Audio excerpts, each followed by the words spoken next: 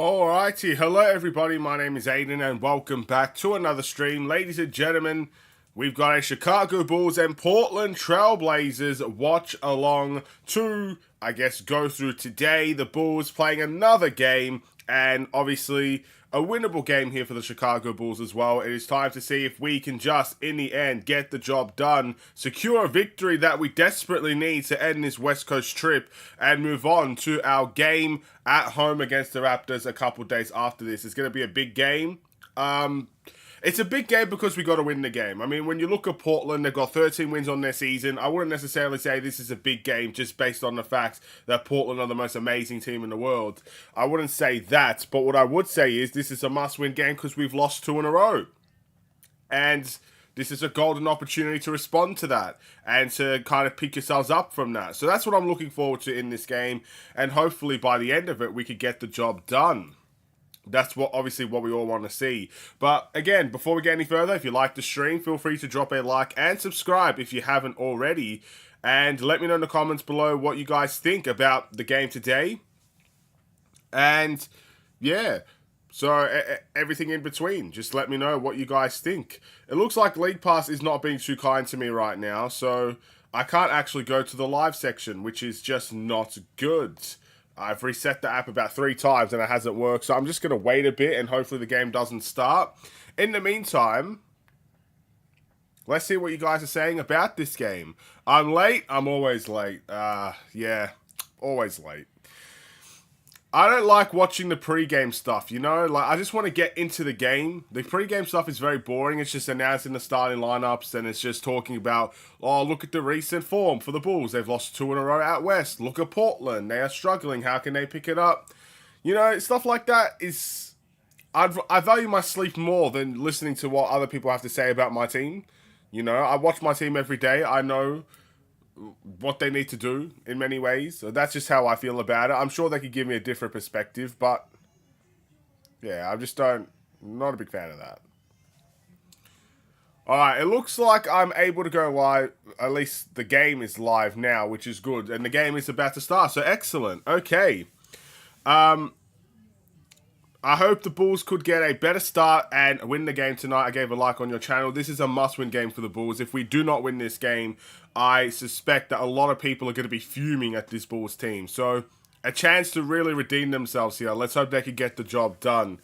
I got 2 of my, I got to go collect my check tomorrow, so I can't stay up too late. That's okay, man. That's fine. Look, these games are out west, so I'm assuming for the East Coast, even though it's a bit like an hour's difference, that makes all the time in the world, bro. Some people just got to sleep when they got to sleep. So, yeah, it is what it is.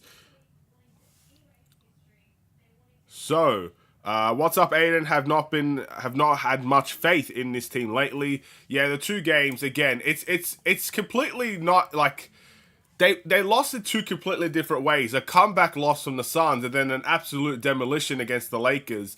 It's very unique how we lose these games, but we'll hope for a better one. Again, Portland are not the Lakers and they are not the Phoenix Suns, but we are away from home, so I can't say with full confidence we're going to win this game, but we're the favourites and we got to show up. It's as simple as that. In all fairness, if the Bulls figured out how to play like that they are at the beginning of the season, we could have been the 7th or 8th seed, but we'll never know. Oh, the beginning of the season was not good for the Bulls. Wow. Portland just tipped it right to Ayo to start the game, and Ayo gets a dunk. Hey, that's the greatest start you can ever have to a game right there. From the tip-off, straight to a dunk within 5 seconds of the game or whatever it is. So, hey, that's nice. But yeah, the Bulls at the beginning of the season were awful. It was more towards December and January that we really picked things up. I mean, we're still in January, but early January, I guess you could say. So, yeah, we'll see. We got an easier schedule coming up. We just got to make sure we don't play to the opponent's level. We could get the job done. I really see this week as 3 winnable games compared to obviously the Kings, and the Kings are maybe not so winnable. So we just got to deliver. We got to execute. Patrick Williams injured is in a walking boot. Yeah, this is the one time I didn't do an injury update. Patrick Williams is in a walking boot. Wow. Well, again, I'm not going to say that it makes sense, But like the way that he was moving in these last two games, maybe it's an aggravation, but it didn't look right to me. But maybe that's just me trying to give him the benefit of the doubt. Vooch needs to go 20 and 11 tonight. If not, he's gone in my eyes. He won't be traded this season, but Vooch should have a good game. I mean, both Vooch and Drummond need to have good games in my opinion. But I believe DeAndre Ayton is playing, so yeah, I don't know. I mean, DeAndre Ayton, a lot of people question his defense, but I don't think he's terribly bad on the defensive end. Vooch is much worse on the defensive end than Ayton, I would assume. So we'll see how that goes. Looks like Vooch just got a tip rebound. It goes to Io. Io in transition gets the layup to go. The Bulls are off to a great start. 9-4 already in the game in the first 2 minutes. So that's what we need to see. Let's keep that up. He can't go flat against Ayton. Yeah, we'll see. We'll see. One thing we know about this Bulls team, anyone can go flat at any given time. Honestly, I think we just need to throw Zach for bogey, and if we don't get a second player, get at least 2 first-rounders. I'll be okay with that. I'd like 2 first-rounders from the Pistons. I'd like a player in return for the Pistons. I'm not. I think I was very strict at the beginning of the season because we had so much time, but. You know, I think I'm just like everybody else. I can understand the value of keeping Zach LaVine until the offseason just to get the absolute best thing available. But I'm a fan, and a fan runs out of patience. A fan wants things to happen now, you know. You want your change to happen now. You want your future sorted now. You want every decision to be made right now. And I think I'm falling into that just as much as anybody else. I want Zach LaVine traded before the trade deadline because it sets our future up. I don't want to wait to figure out our future. But if there's nothing good on the table, there's nothing good on the table. We can't really complain about that. Plus, Kobe gets swatted there. Was that by DeAndre Ayton? Yes, it was. Kobe, in transition, DeAndre Ayton meeting him stride for stride there and ends up getting that mean block against him. But yeah, it's hard. It's hard to talk about the Bulls and their future right now because you just don't know what's going to happen. No one knows. It's like when a season ends in a TV show, you have to wait a whole year for the next season. You just don't know what's going to happen, bro. Like, you know, it's like a cliffhanger. You're just waiting for the cliffhanger to be resolved.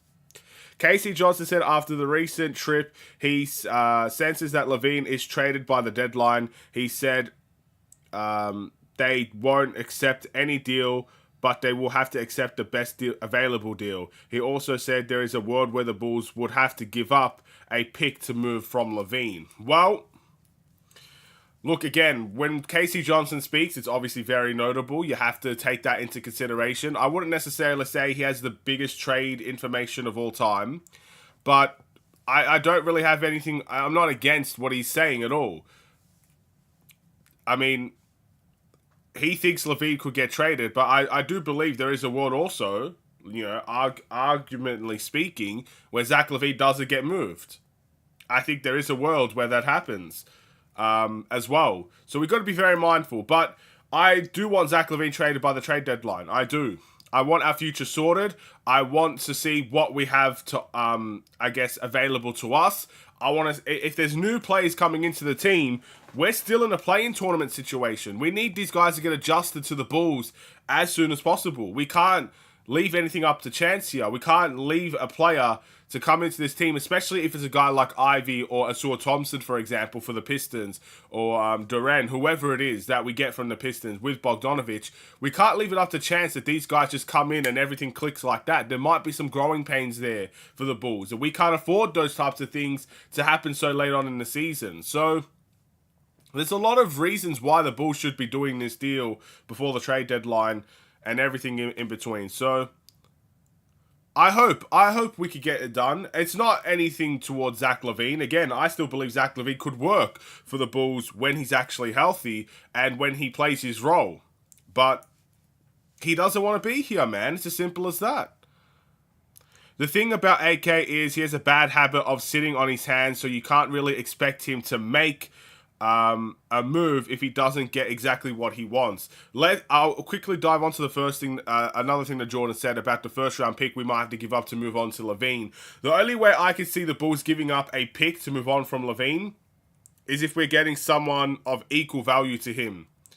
And I mean a borderline all-star level player. That's why I think we could give up a first pick for LaVine. But I feel that's unlikely, in all honesty. I do feel that's unlikely. Maybe it's like a pick swap. I'm sure that could happen. We're basically giving up our first round pick and the other team's giving up their first round pick. I'm not sure. But I can't see us getting letting go of a full unprotected first round pick for Bogdanovic from the Pistons. I just can't see that happening, you know? It would have to be someone of equal value, I would say, to LaVine, or someone that's borderline an all-star, or just below that caliber, that could get to that caliber. I could see the Bulls getting a first-round pick for them, if you know what I mean. So, yeah, we'll wait and see. But yeah, AK does have a habit of just sitting on his hands and not doing much. So, it's not necessarily sitting on his hands and not doing much. I think he has too much self-belief in the team and himself that he feels like doing nothing can still get him the best results. I think he's starting to figure out that this team is just not, I guess, that good to really just sit on your hands. You have to do something. And I think the Bulls will do something. They're going to have... Something's going to be done. I truly believe it. Before the trade deadline, but definitely in the offseason. So, it's hard to say, but we'll see. We'll see. It looks like the Bulls are missing and chucking up a bunch of threes, by the way. But yeah, let's keep on reading in the chat here. I would love to see LaVine traded, but I don't think he will be nobody. I don't think he will be. Nobody wants to pay his contract for a liability of an injury he's going to bring. Injury-prone players, obviously that's a big discussion as well. I think someone will pay the money for LaVine just out of desperation. Does it make sense? Look, I will say this, even if it happens, I will still say this to the moon, comes home. It doesn't make sense for the Pistons to trade for Zach LaVine. It doesn't. It really doesn't. But if they do it, it's out of desperation. They want to have some entertainment towards their season's end because they've had such a very bad product of basketball. They feel like Zach LaVine can change that. That's up to them. It doesn't make sense to me to see LaVine go to the Pistons. It doesn't even make sense to me that LaVine mentioned the Spurs as an option to go to. All of that makes no sense to me. But if that's going to happen, who am I to complain? But desperation will play a factor, whether it's the Lakers, the Pistons, whether it's the Spurs, whether it's Atlanta. I don't know who it's going to be. But a team could get desperate enough to throw up a trade for LaVine. And if the reports are that the Bulls are just going to accept the best offer they have, well then, who cares about making sense? It is what it is. If desperation comes, desperation comes. And plus, I think the Bulls will be a bit desperate as well. He just kept repeating that over the Bulls last week and being around the team, that the separation between LaVine and the team is the biggest it's been and is predicting it to be done by the deadline. Look, nothing is worse than an unhappy or a divided locker room, but I still don't believe, again, I think he's been divided for a lot longer now than people probably think. Pretty much from the very beginning of the season. But they're trying to keep it professional in the public. So we'll see. I wouldn't necessarily say his division from the team necessarily means he's getting traded. But it just means he's trying to isolate himself from the team. So the team is going to force the trade. Whether that's in the offseason or the deadline. But I do see. I see him going. I've always said it. I see him leaving by the trade deadline. I think the more time that goes on, I begin to believe that he could stay. It's a possibility. I'm open to the possibility. But I still believe he's going to get traded by the trade deadline. But if it goes all the way to February 7th, for example, and there's only one day left, I might feel differently, if you know what I mean. The pick we give up, LaVine, could be the one that gives us one of Detroit's better young players. We'll see. I would give up a first-round pick if we could get Durant the way that he just played in the last game. So, and I would do this. I don't know. I don't know. It depends on the player. It really does. Io makes a mid-range. The score is 17-11. Makes plenty of sense to me. We go Bogey and Ivy. I mean, if it makes sense to you, it makes sense to you. And we'll go to, I don't know who that is. Go to another Bulls reporter. Sorry, I don't know who that is, but now I do. Said that there's a chance the value goes down in the offseason even more because it's another year he's injury prone and another year he isn't an all-star. Well, again, we saw what Zach LaVine did towards the second half of last season. We can hope that comes again. We can hope that it pops up again and Zach LaVine can have a great end to the season if he's going to stay here. We don't know. And the Bulls will be desperate in the offseason, but every team will be desperate. The Bulls, if the Bulls traded by the trade deadline and accept less than what they actually want, that's desperation. They're only trading it based on desperation. If they wait, they'll be desperate by the offseason. If they wait even past the offseason, they'll be desperate throughout the season. The Bulls will become more desperate. Will teams really follow that desperation? I'm not sure. Here we go, Chicago. Let's get the big win tonight. We are up. Julian Phillips is in the game. Oh, wow. A rare sight to see. It's like we're playing Portland. Chuck in Julian Phillips. Kobe White turns it over. Poor dribbling from Kobe. And Phillips with the snatch. Bro, Phillips got the two-handed block. Ain't no way they caught a foul, bro. They can't let the rookie play? Nah, surely that's not a foul. Hold on. I don't think that's a foul, yeah. Thank goodness. Wow. Julian Phillips.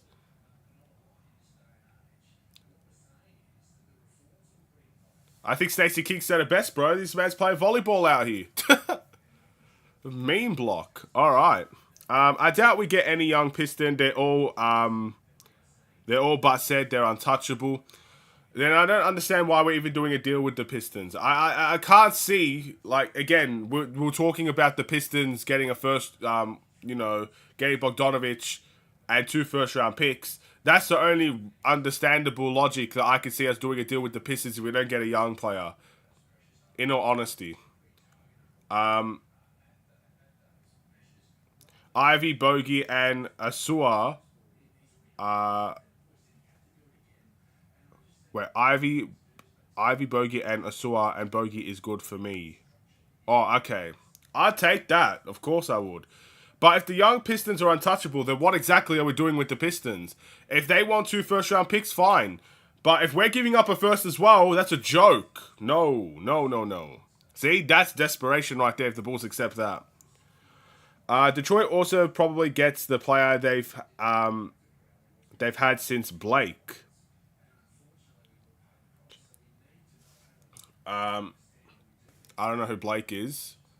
Hope you're not talking about Steve Blake. Kobe shoots the 3. That's off. Rebound Portland. Portland with a chance to take the lead. Jeremy Grant kicks it to Javon Carter. Good pass.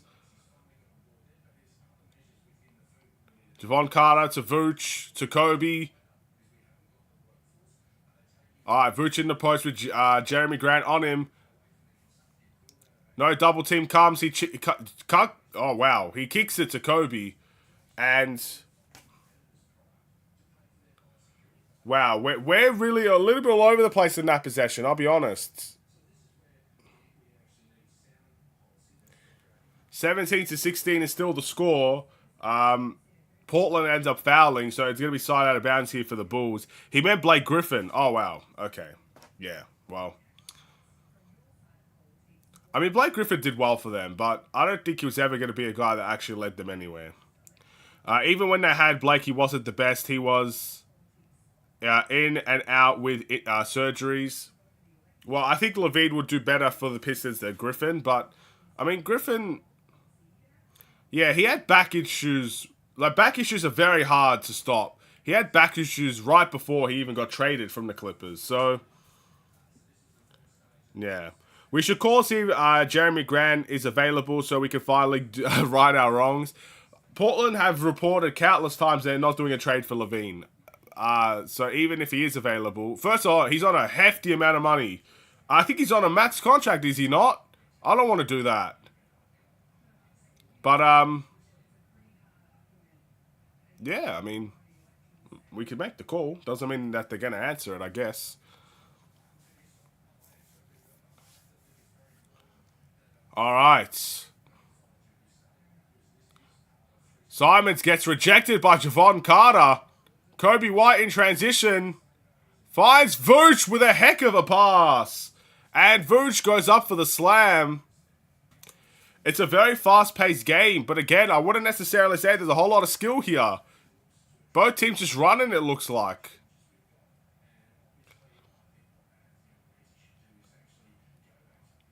Another steal. No, goes out to the corner. Grant misses the three. Javon Carter is last to touch. That's going to go Portland's way. I don't know about that one, but that's the call. Blake Griffin played injured and basically ended his career leading the Pistons in their first playoff in a while. He did well, but I think, again, like, when you traded for Blake Griffin, you expected, I guess, a superstar. You expected a guy that could lead you into the playoffs for multiple years, not just one or two. And even in those playoff runs, again, playing injured, to be fair, the Pistons didn't necessarily get really anywhere from that. So, I mean, I don't know. I think the Pistons had a better team with Blake Griffin in there compared to what they have now. But I feel like Zach LaVine could do better with the Pistons. I just don't see why the Pistons want to deal with LaVine. I really don't get it, but who am I to complain? They didn't really manage his return well either, because right after he came back and led them to the playoffs, he went out for his second surgery. Yeah, again, playing injured. You got to give respect to Blake for wanting to play injured and for going out there just trying to do everything for his team. But when it doesn't work, best believe people are going to have something to say about it.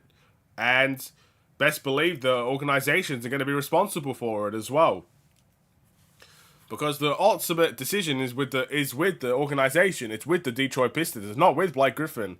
Blake could say, I want to play all day long, and the Pistons could shut him down all day long. It's as simple as that. So, yeah, that's bad from the Pistons. It's very bad from the Pistons. And look, it's not like we've not had situations like that in the past as well, so we can't judge and blame the Pistons for that, but it's just not good. I don't like it when any team really does that. But sometimes you have no choice. Sometimes you have to win the game. I don't know. It's a tough situation out there in the NBA, making all these decisions. Not all of them are going to be right either. So, yeah. Anyway, I think it's a timeout. I'm not actually sure. I'm pretty sure it's a timeout. The score is 21-19 right now. The Bulls had a good start to the game, and Portland have really picked things up. It's kind of been very chaotic basketball, if I do say so myself. I wouldn't necessarily say it's a turnover fest for the Bulls or the Portland Trailblazers either. It's a very quick game. Things are going very quickly. The Bulls want to run in transition. Obviously, Portland, as a young team, want to run in transition. They just want to, use the pace of the game. So it's looking entertaining from that point of view. It's looking like a very quick game, a very fast and energetic game. So I'm excited for that. We'll see what ends up happening. I mean, when Kobe White and Vooch are running in transition and Vooch is getting a slam dunk, speaks to everything that's kind of going on with this game. 2:41 to go in the game. We got 14 points in the paint, which is very interesting. All right. Thibault misses the three. Rebound to Javon Carter. Thibault, one of the better defenders in the league. Former Philadelphia 76ers player. All right. Julian Phillips drives to the rim. And one. Julian Phillips. Hey, this is your chance, my friend. You're versing the Portland Trailblazers. Gets right to the rim. And gets the layup through contact. Well done, young fella. Keep going. Let's see a Julian Phillips breakout game. I would love nothing more. He misses the free throw, though, so that's a bit unfortunate. But keep getting to the rim, young man. Keep going to the rim. if Detroit plays their cards right, they could contend in maybe 5 to 10 years. They also need to move off of Killian Hayes. That dude is a bust. The problem is Detroit has is similar to the Bulls. Look, I'll tell you this, right? Detroit 5 to 10 years from now could contend, right? I think, again, potential and selecting the right people from the draft can make you a contending team in the end, but they've waited so long. It's been a long time since Detroit has really gotten close to contending for a championship. They've got into the playoffs a couple of times, sure. They've tanked for a while as well. Ayo's going to get another transition point. Yes, he does. Oh, he misses the layup. Ayo Dosunmu. All the right skills, but he can't seem to finish, and that is going to be a jump ball for the Bulls there. But yeah, like, they've waited so long. That at some point you have to understand it might take longer. If you keep making wrong decision after wrong decision, you're not going to contend. Like, no team's going to feel sorry for you and give you their best player, unless it's obviously the Bulls maybe, but Javon Carter makes a three. They got to select the right people in the draft. They got to select the right people in the draft. They got to select the right veterans. Everything has to go right for the Pistons. They have to select the right coach, because it seems like every year it's the same problems. Their draft pick is a bust. Unless you're Cade Cunningham, has there really been a successful draft pick that, at this time? Ivy, 14 points per game. You could argue he's a success or not. He has potential, that's for sure. Asua Thompson, he's been solid. He's getting good rebounds, but he can't really score offensively. So you need to build a team around him that can score and allow him to develop his own game offensively. It's as simple as that. You have to make the right decisions around these players. You can't just draft everybody and expect them all to work together. You got to actually build the team. I think that's the biggest point with Detroit right now. Their team is very imbalanced. It doesn't look like their team is balanced well at all. It looks like they got the wrong coach to play their style, but those players don't suit well with each other, in all honesty. So we'll see. We'll see. They don't want to let go out because they have hope for a magical chance that will make them contend. They got to build a team. They need to sign the right veterans. They need to sign the right coach. They need to draft the players that actually balance well with each other. That's how you're going to get a chance to compete. That's how you're going to win games. That's how you're not going to be last in the East. It takes a lot more than that to win games. You have to grow together as well. But their team is awfully imbalanced, I would say. And it seems like everything's kind of gone wrong for them this season. Including injuries. Injuries has played a big part in why they're down so bad right now. Detroit's draft and sign busts. Well, that's where the problem lies. Similar to us? Not really, though. I mean, I find it incredible how... Let's give an example here.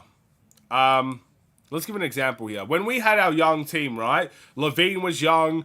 We just signed Kobe in the draft. Larry Markkinen, Wendell Carter. That team was pretty close to Detroit at that time. I think Detroit may have had Andre Drummond at that time. So that obviously really propelled them a little bit more. But our young team pretty much had more of a future than Detroit. And Detroit were really going younger as well. I mean, there was also a time where they traded Drummond, or they got rid of him. You know what I mean? Like, I find it weird how Detroit has been going at this for a long time, rebuilding for a long time, yet in the end, I mean, the Magic as well, it's very similar. They just end up having a brighter future than Detroit. It's because they do the wrong things. Cade, Ivy, Asua, and Duren, they're doing much better drafting now. All those players have done well, but I still think their team is very much imbalanced. I really do. It seems like it's a 50-50 with them, in all honesty. They just need time. They are young. we've been giving them time for ages. I mean, again, there's literally... If you've watched Detroit play this season, let's take a look at Ivy, right? Ivy has been a guy that's been in and out of the Detroit starting lineup. They can't decide whether or not they should play Killian Hayes or Ivy next to Cade. They may have figured that out now, but for most of the season, they have not figured that out. And that has caused them a lot of grief. And Pistons fans are very public about that. Asua Thompson is a guy that you have to build your team around offensively, because he is not a prolific, efficient offensive player. He shoots 15% from the three-point line. He shoots 40% from the field. That's not good offense. So you have to build your team around him that allows him to be a little bit more freer to do what he is good at, which is unbelievably good defense for his first season. And he's a phenomenal rebounder as a forward, and his hustle is second to none, in my opinion, in the NBA. So you have to build a team around these guys. I really think those guys don't match. They're all young, they're all talented, they're all good individually, but I really don't think they match as a team. So maybe it is time, maybe it's the right coach, or maybe they do have to make some changes. I don't know. This is why I can't be an NBA executive. I don't think we sign busts. We just can't develop them. Look at Io when he played for Illinois, Patrick, Kobe, Dalen. They had potential to be great role players or breakouts. More Kobe and Io. I would say the Bulls signed busts as well. We've had a pretty long history. Again, Otto Porter was a bust for the Bulls. Too many injuries. Very injury prone. I mean, I know this is the old regime, but this is our past. We have signed busts before. Jabari Parker was a bust. We signed him on a contract. One of the worst players. I mean, not one of the worst, but he wasn't good for the Bulls. Put it that way. Some will say even the draft picks that we have. People call Patrick Williams a bust. Pete Marco was a bust. All of our two-way contracts have not led to anything either. We keep on switching and turning them every season. So I would say the Bulls have signed busts in the past. We have drafted busts. We have signed busts. Tristan Thompson was a bust for us. We signed him on a buyout market. He was a bust, with all due respect. So yeah, I would say at the end of the day, both teams signs bust. But I feel like no matter whether we're tanking or whether we are contending, I always feel like we have a brighter future than Detroit right now. It's because of all the wrong... They've made a lot more wrong decisions than us. I would say that. And plus, we don't have great coaching staff, and neither do they. So, yeah. You could draft the best prospects, but if you can't develop them properly, that's not on the player, and it doesn't take them to bust. It's more of a problem with the Bulls' development system. Again, if you can't develop a player, that player, unfortunately, turns into a bust. It may not be their fault. We'll never, ever truly know whose fault it is for guys being a bust in this league. But Dalen Terry, for example, how could you say it's Dalen Terry's fault? You can't. Because at the end of the day, Dalen Terry doesn't play. How could you say Julian Phillips isn't developing and it's Julian Phillips' fault? You can't. Because it's the Bulls that's holding Julian Phillips back and the guy barely plays. But when they don't play for a significant period of time, they turn out to become busts because the Bulls make them that. So it is, unfortunately, it affects the player. That's why it hurts so much to see busts around the league. Because some of them don't even get to play. I mean, would Wiseman be a bust if he actually played from the beginning of his seasons until now? Some might argue yes. Some might argue no. But the guy barely plays for Detroit. He barely played for the Warriors. So eventually he's going to turn out to be a bust if he doesn't play. If you know what I mean. But yeah. Detroit without Cade beat a fully healthy OKC by 16 points. Yeah, well, everything can happen in the league, you know. It's just one game. Not only do we draft busts, the bigger problem is, even with our good draft picks, there was better players on the board still. Well, again, we'll never live down the Halliburton situation, would we?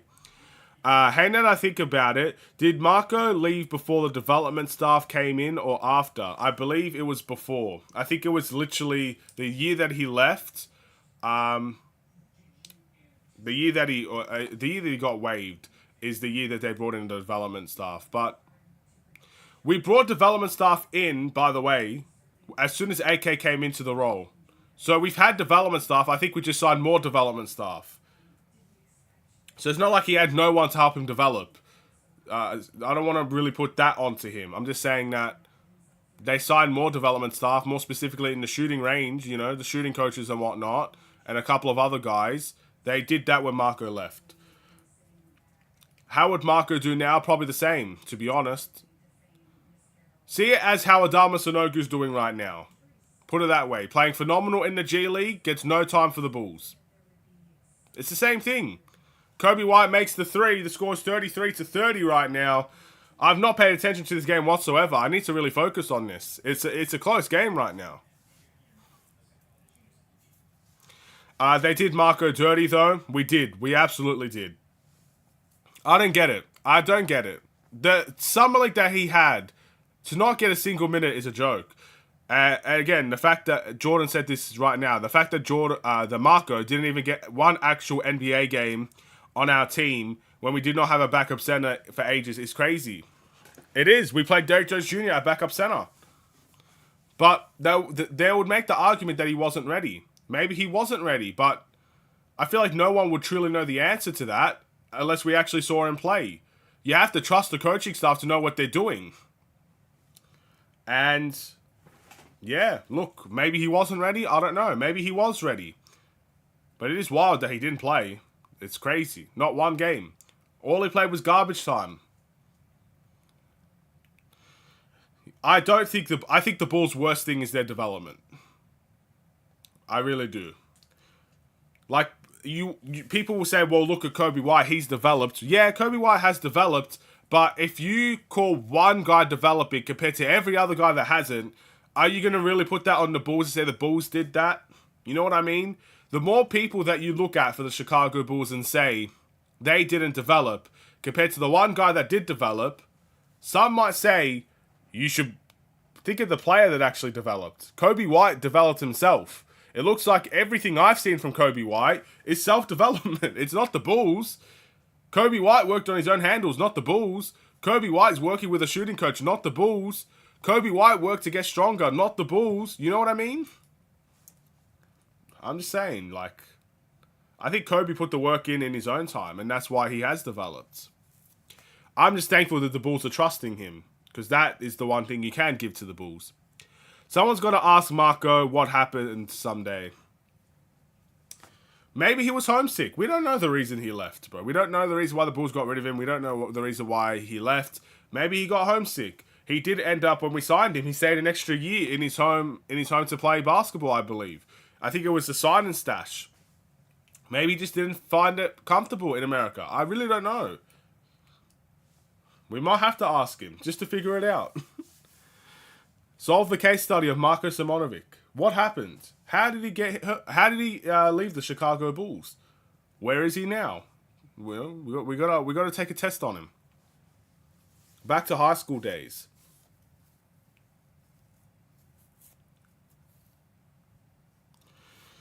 Yeah. Anyway, we've got on a Bulls tangent. We've got on a Detroit tangent. I don't know how Detroit always gets involved in this stream.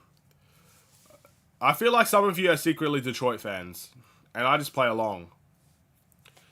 Killian, no. Livers, no. Wiseman, no. Joe Harris, no. I don't think I mentioned that yet. That's one of them I skipped past. They didn't sign Knox. They didn't sign Joe Harris. They didn't sign Wiseman in terms of a draft. But Livers, yikes. Killian Hayes is inconsistent. Killian Hayes could have like 20 assist games. In other games, he just won't contribute at all. Like, he just won't. He'll have zeros across the board. That's kind of how I view Killian Hayes. But I think Ivy should be starting. I mean, I'm glad that they've seen that now. Dalen Terry is coming into the game now, ladies and gentlemen. We're seeing a DT appearance. I can't blame him for not finding it comfortable. So many people made him a butt of a joke every few streams and videos. Let's be honest. I find it hard to believe that Marco in his spare time is watching Chicago Bulls content creators. I'm not saying no Bulls player would. Just because we're human at the end of the day. You can't tell me a YouTuber... you can't tell me that, for example, Kobe White doesn't go on YouTube and watch something. You know what I mean? But I find it hard to believe that's what is going to make him uncomfortable. He's going to go and watch a Chicago Bulls stream and someone's roasting him. I don't think it's that. I think it's more because he's in a new environment. He's probably on his own in this new environment. He's a young man. Moving to a new country is not easy. It's not comfortable. He probably doesn't know the language very well. Some players just don't ever get used to that. Some players may never get used to that. Some players moving away from their country is just not for them. Again, I'm just living in hypotheticals here, you know. When I say it could be hard for him, I mean moving into Chicago, trying to find a place in Chicago, trying to learn the language of English. You know, if he's never learnt it before, it's hard to learn. Being alone in that country as well. I'm assuming his family didn't move with him, and stuff of that nature. I think all those things is what I meant. But maybe it is. He watched a Bulls stream and people roasted him. Maybe it is that. I'm sure that got to him as well. But yeah, I don't know. We need our ball boy back. Bro, ball boys make actual money in the NBA, bro. Like, you could be rich just by being a ball boy. It's insane. All right. Jeremy Grant drives to the rim on Kobe White. Walker gets an and one. Andre Drummond commits the foul.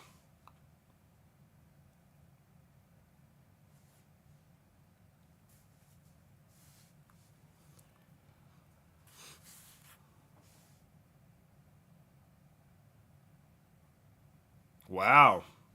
It's a tough shot right there. Jabari Walker gone to the line here. And he makes the free throw. It's a 1-point game. This is a close one. AC to Vooch. Vooch drives to the rim. Almost turns it over. Dalen Terry will go up and under though, and he will get the layup. Dalen Terry. It's good to see a game where we're seeing Phillips and Dalen Terry play some basketball out here. How often do you see a Julian Phillips gets minutes in the first half? By the way, DT with a steal and Caruso with the slam. All right.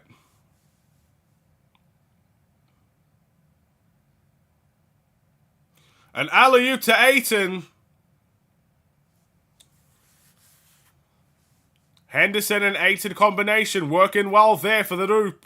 Vooch to Dalen Terry. Dalen finds Kobe. Kobe White gets pretty much stuck into a situation here. Double teamed. He's diving for the ball. He saves it. And an oop to Phillips. Oh, wow. Dalen Terry just threw an alley-oop to Julian Phillips in 2024. Who would have thought we'd be seeing the day? And another steal. This one by Kobe White. Kobe's going to slow it down. Nice behind the back. He does lose the ball. He's going to pick it back up, and it's saved. Phillips in a pick and roll. Dalen Terry finds his way to the rim to AC 4-3. Alex Caruso misses. Yeah, as I was going to say, that alley-oop kind of, it went from no man's land, like Kobe White was just kind of stuck in a situation there, to the two youngsters getting an alley-oop. That seems like a G League play built up right there. And honestly, those two having a good time. Who would have thought? Kobe White just hustling for the ball there. DeAndre Ayton didn't want to die for it. And it's a no-look alley-oop, by the way, by Dalen Terry. Let that sink in as well. A no-look alley-oop from Dalen Terry. Boom. I'm telling you, there is a spot here for Phillips and Dalen Terry. At least I've liked Julian Phillips' game today as well, like big time. I really do feel like there's a spot for these guys on this team if they just get the opportunity. If Pat will finally break through, the future of this team will be bright. I believe this few years are a traditional period where the young guys develop. Kobe, Pat, Io, Terry, Phillips, Sonogu, etc. We can't expect all those guys to develop. We'd be very lucky if all those guys develop into the guys that we need them to develop. Like, it'd be lovely, you know, if we could see Dalen Terry, Patrick Williams, Kobe White, Ayo Dosunmu, Julian Phillips, Adama Sanogo all develop into top quality guys. That would be fantastic, but that is very rare. You know, you do get draft picks wrong in the NBA. And you're going to have to move on from some of those guys, I would believe, in the near future. So, yeah, we'll wait and see how that goes. A boy averages 14 an hour in the US, 22 in the NBA. I feel like some teams offer more than that, to be honest. But, yeah, I'll take 22 an hour, bro. Just working in training sessions and passing the ball to people. That's a nice living right there, just by passing the ball. You need the process of a winning culture and not tanking. Look at Detroit, even the Magic. Again, the Detroit and the Magic, it's what I've been saying for a while. First of all, the Magic are ahead of us, so we can't really speak much about them. But with Detroit, it's more than just signing the young guys. You have to sign the right veterans around them. You know, you can't just sign any old veteran and just assume they're going to bring leadership to a team. You need to sign the right veterans around them. You need to sign the right coaching staff that can get the best out of them. The right player development staff. You need all these things to happen to develop a winning culture. It's not just the young guys. Not every young guy is going to work out.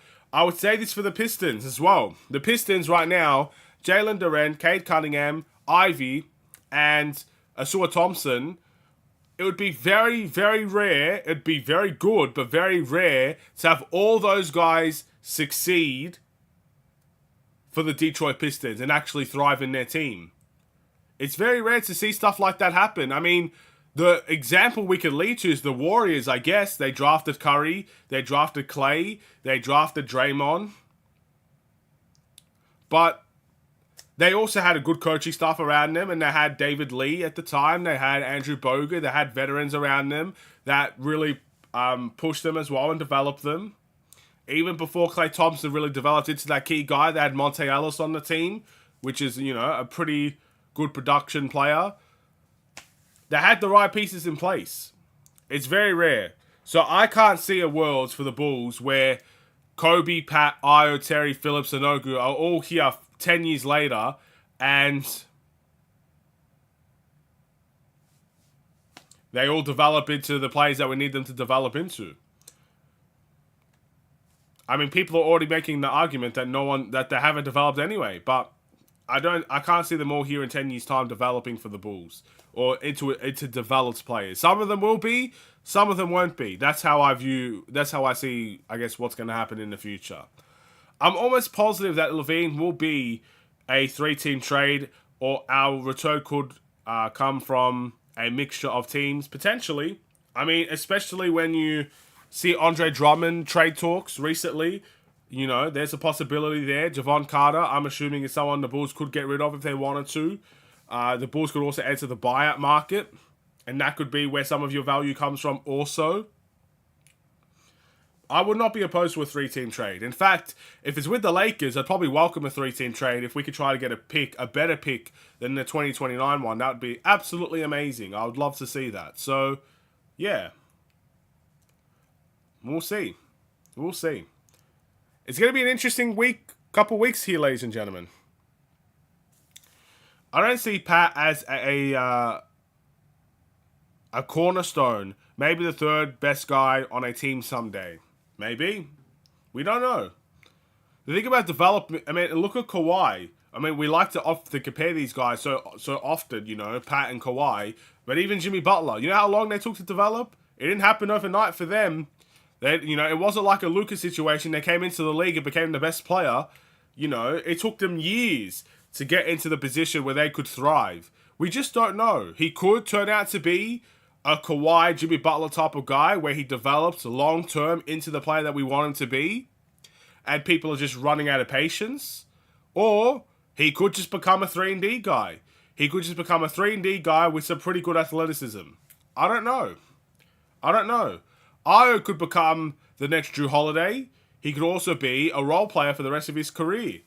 We really don't know. We shouldn't be labeling these guys. We need to just see how they go. No one thought Kobe White was going to be the starting point guard for the Chicago Bulls 2 years ago. No, with all due respect, no one thought that. They either thought Kobe White was going to be a shooting guard for this team, or they wanted him gone. I will never forget, I guess 2 years ago now, the amount of hate comments on Kobe White was ridiculous. It was so bad. And I loved Kobe White's game at his best, but he just didn't show his best every single game. He just didn't. And people were so frustrated because of that. But look where we are 2 years later. Kobe White is our starting point guard. He's been our best player this season in my eyes. And people love what he's bringing. And he's on a cheap contract. That worked out very well for the Bulls. We don't know. That's what I'm trying to say. They could turn out to be superstars. You know, Ayo could turn out to be the next Drew Holiday and just be that guy that you need to win a championship. Or he could turn into a role player that really produces some nights and doesn't produce other nights. I don't know. Same with Pat. Same with other guys like Phillips and Terry. It's going to take more than a year to figure them out. Why is the Bulls broadcast talking about Duren and the Pistons? Probably because of the reports about the Pistons and the Bulls doing trades. I'm not listening to them. I can put them in and see what they're saying. They're not even talking about it anymore. Let me know what they said.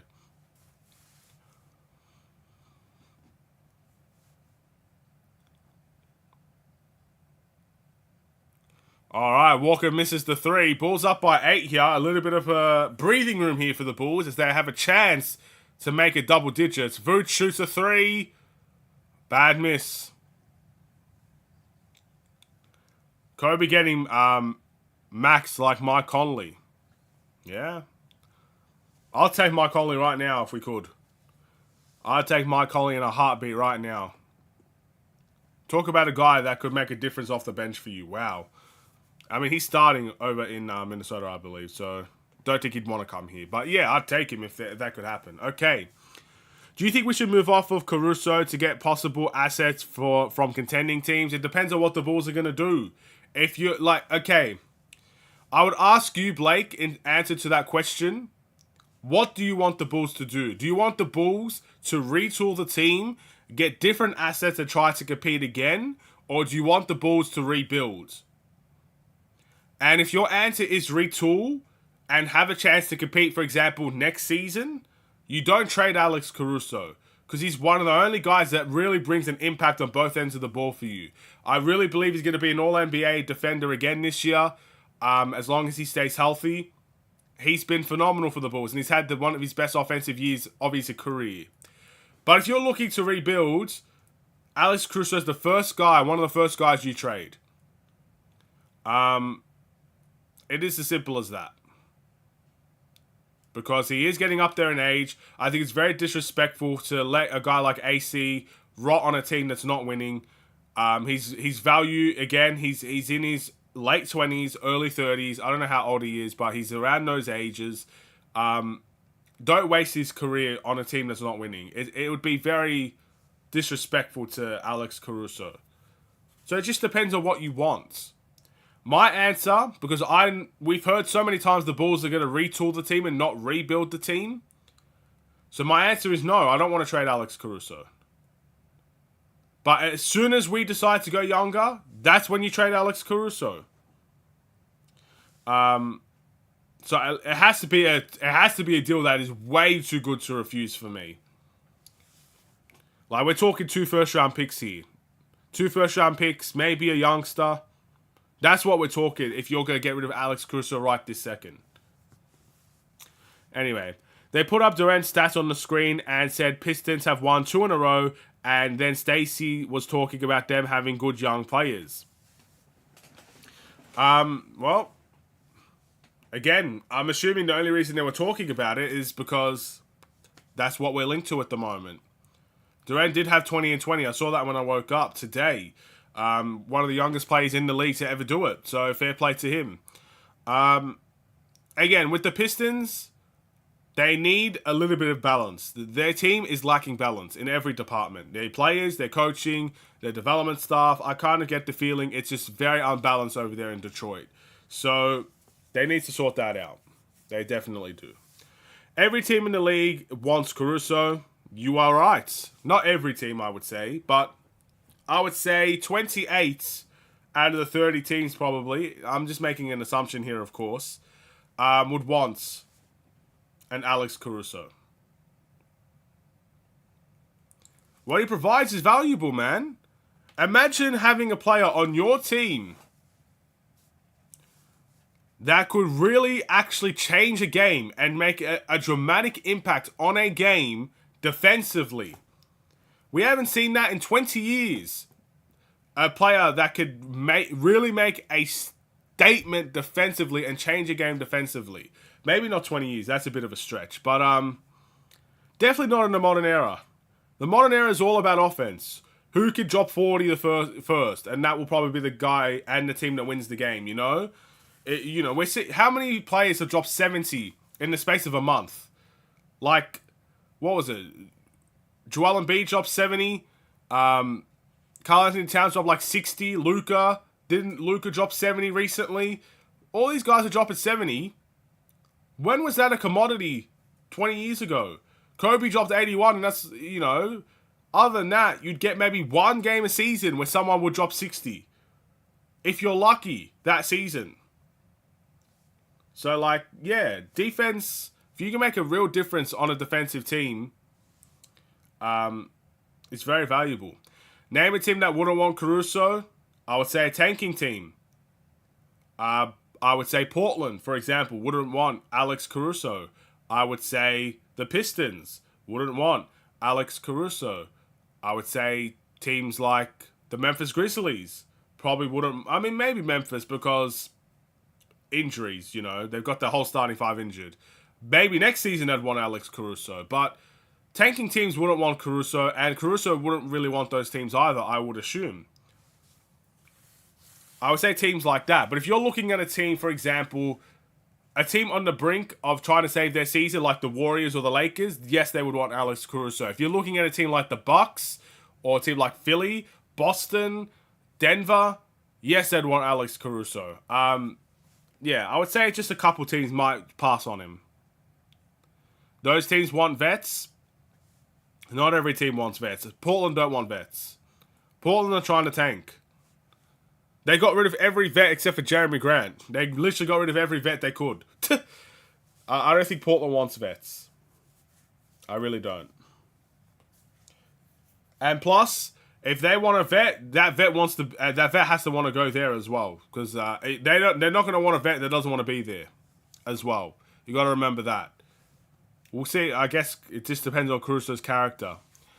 Think about trading Zach for Bogey, not extending DeMar and Drummond. You'd be looking at close to 40 to 50 million extra, then 20 million at the end of a 24-25. You could acquire more talent.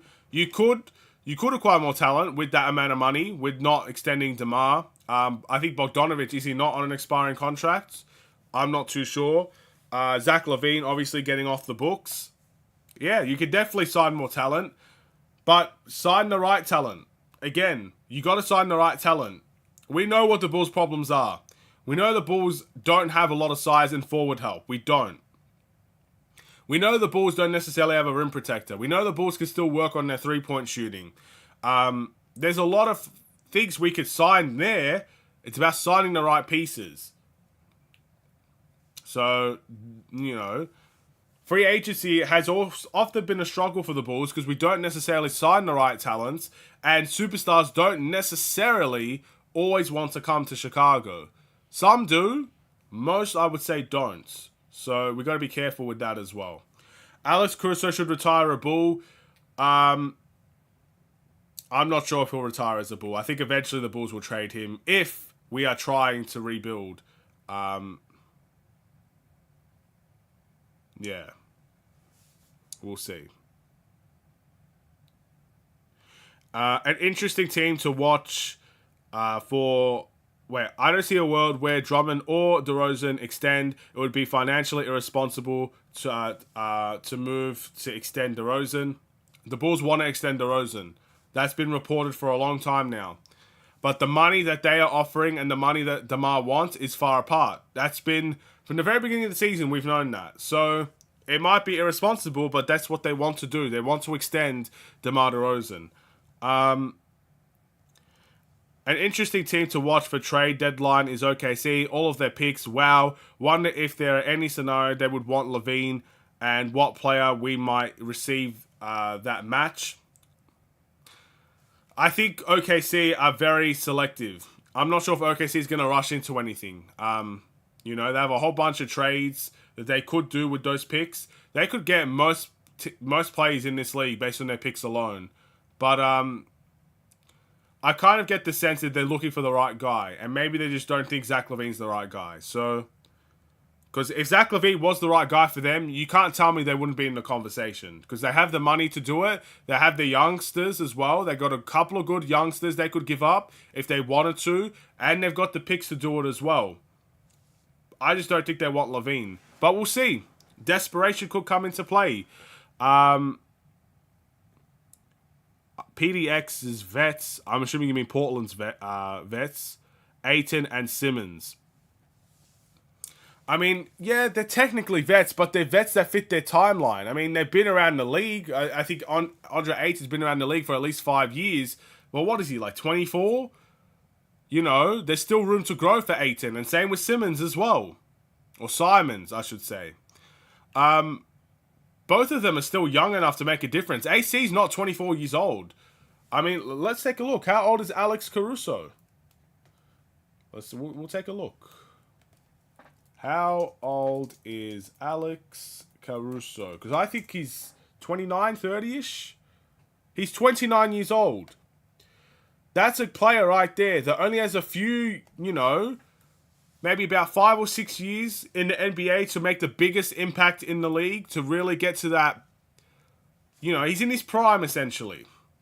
Do you think Alex Caruso wants to spend his years in his prime on the Portland Trailblazers that are not ready to compete? They have 13 wins on their season. They are not ready to compete. Alex Caruso would have made sense when Dame was on there. Maybe when CJ was playing there. But I don't think Portland would do that to AC. I don't think they want to do that to AC. And AC, I don't think would want to go there. So, yeah. No, I can't see a world where Portland would want Alex Caruso. And their vets are very young veterans. If you even consider them veterans. I don't consider Simons a veteran. Or Ayton a real veteran. I see them as up-and-coming players still. But I guess that just depends on how you view them. If the Bulls play their cards right, they could build a really good team, considering Io is making $6 million, Caruso's making $9 million, and Kobe's making $11 million. Exactly. I honestly think Kobe White, that contract, might have been the best thing we could have done. Because Kobe White, in the next 3 seasons, is either going to be our first or second best player on this team. And wow. You could get a number 1 option on big money, and you got Kobe White on $11 million. That's phenomenal. I know Kobe White has incentives built upon that. That, again, Kobe White's deal is so team-friendly. And so is Alex Caruso's. And, to an extent, so is Io's. So we'll see. It's going to be, again, we have the potential to do something, but does it mean we're going to get it right? Probably not. Probably not. Okay. If I'm OKC, I'm going for Larry Marketing. Wow. That's a bold statement. OKC doesn't need Larry. They're set to dominate the draft in the next 5 years, as well as all the young talent they have. If they don't get a title, I'll be shocked. They've built themselves in a good position, but I wouldn't mind Larry Marketing on OKC. Again, we're assuming that OKC have to give up 5 first-round picks for Larry Marketing. They would probably only have to give up 2, maybe even 1. Because Larry wants to leave Utah, I'm pretty sure. If I'm not mistaken, that's what the reports are out there about. Larry Marketing wanting to leave and Utah wanting to trade. Once those things are public, you're not going to get 5 first-round draft picks for Lowry. You know what I mean? As long as it's publicized, As long as it's publicized, you're going to get less picks, probably. So they could get Lowry. I think for Lowry, it's just about, would they want to pay Lowry that amount of money? And would that actually help them win a championship? If the answer is yes, then you go for it. If the answer is no, then you keep your picks and you move on. I think Brogdon and Grant are more of their vets. They are. But look, they want to trade Brogdon. They're still interested in trading for him. They're open to the idea of trading him. I don't know about Grant's. I'm stunned they signed Grant to a max extension, if I'm not mistaken. They signed him on a big-time contract, or close to a max. I don't know what it is. But they're interested in trading for Malcolm Brogdon. That's considered their vet. You know what I mean? Not every team is seeking veterans right now. Or if they are seeking veterans that are probably on the end of their career that could just provide some wisdom. I don't know. I wonder what his game will be like in his 30s. I don't think he'll be as energetic diving for balls as much anymore. I mean, look, if he's turning 30 in February, his game will be the exact same. But if he's getting to like 35, 36 years of age, probably not. His body, he'll probably be out a lot more in those times than he is now at the age of 29. That's what I would say. Even if he does kind of stay the same. That was a good first half by the Bulls. They need to keep it up in the second half and keep the lead. We're up 53-42, by the way. Bulls up by 9 in this game. Let's hope that could continue. Do you think the Blazers can win? They're not out of the game. Not by a long shot. Yes, I believe the Blazers can win this game. But, look, I think if you're a Blazers fan and you've been watching the Bulls and scouting the Bulls, here are things you need to know. Number one, the Bulls fall in love with the three-point line a little bit too much when they're not shooting it well. The Bulls could get stagnant. Billy Donovan doesn't use timeouts in the second half. And the Bulls concede big leads in the second half. So, yes, Portland can win this game. But I'm hoping the Bulls will have enough to seal the deal because we need to win this game. We're a 2-game losing streak right now. We need to redeem ourselves. We need to win the game. So I would still put the Bulls as the favorite. Keep eyes on Lonzo. He's running again. Oof. Next season, it's Lonzo time, ladies and gentlemen. Another guy on a hefty contract, but that's going to be an expiring deal next season. So, we'll see how he goes. Again, next season is going to be a very interesting season.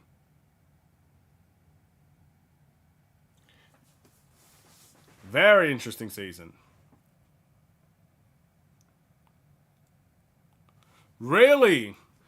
So, there's the Bulls just kind of gave a stat out here. I think it was Adam Amin that said this. That Kobe White has the biggest minutes in the NBA. He leads the minutes he leads the league in minutes played. We are really becoming a Tom Thibodeau team out here, bro. Just playing everybody 38 minutes a night, bro. That's crazy. But that goes to show how much they trust him.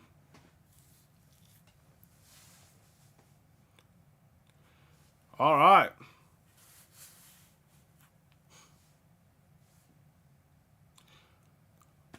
I've never. By the way, I think this is the first time I've been through a whole halftime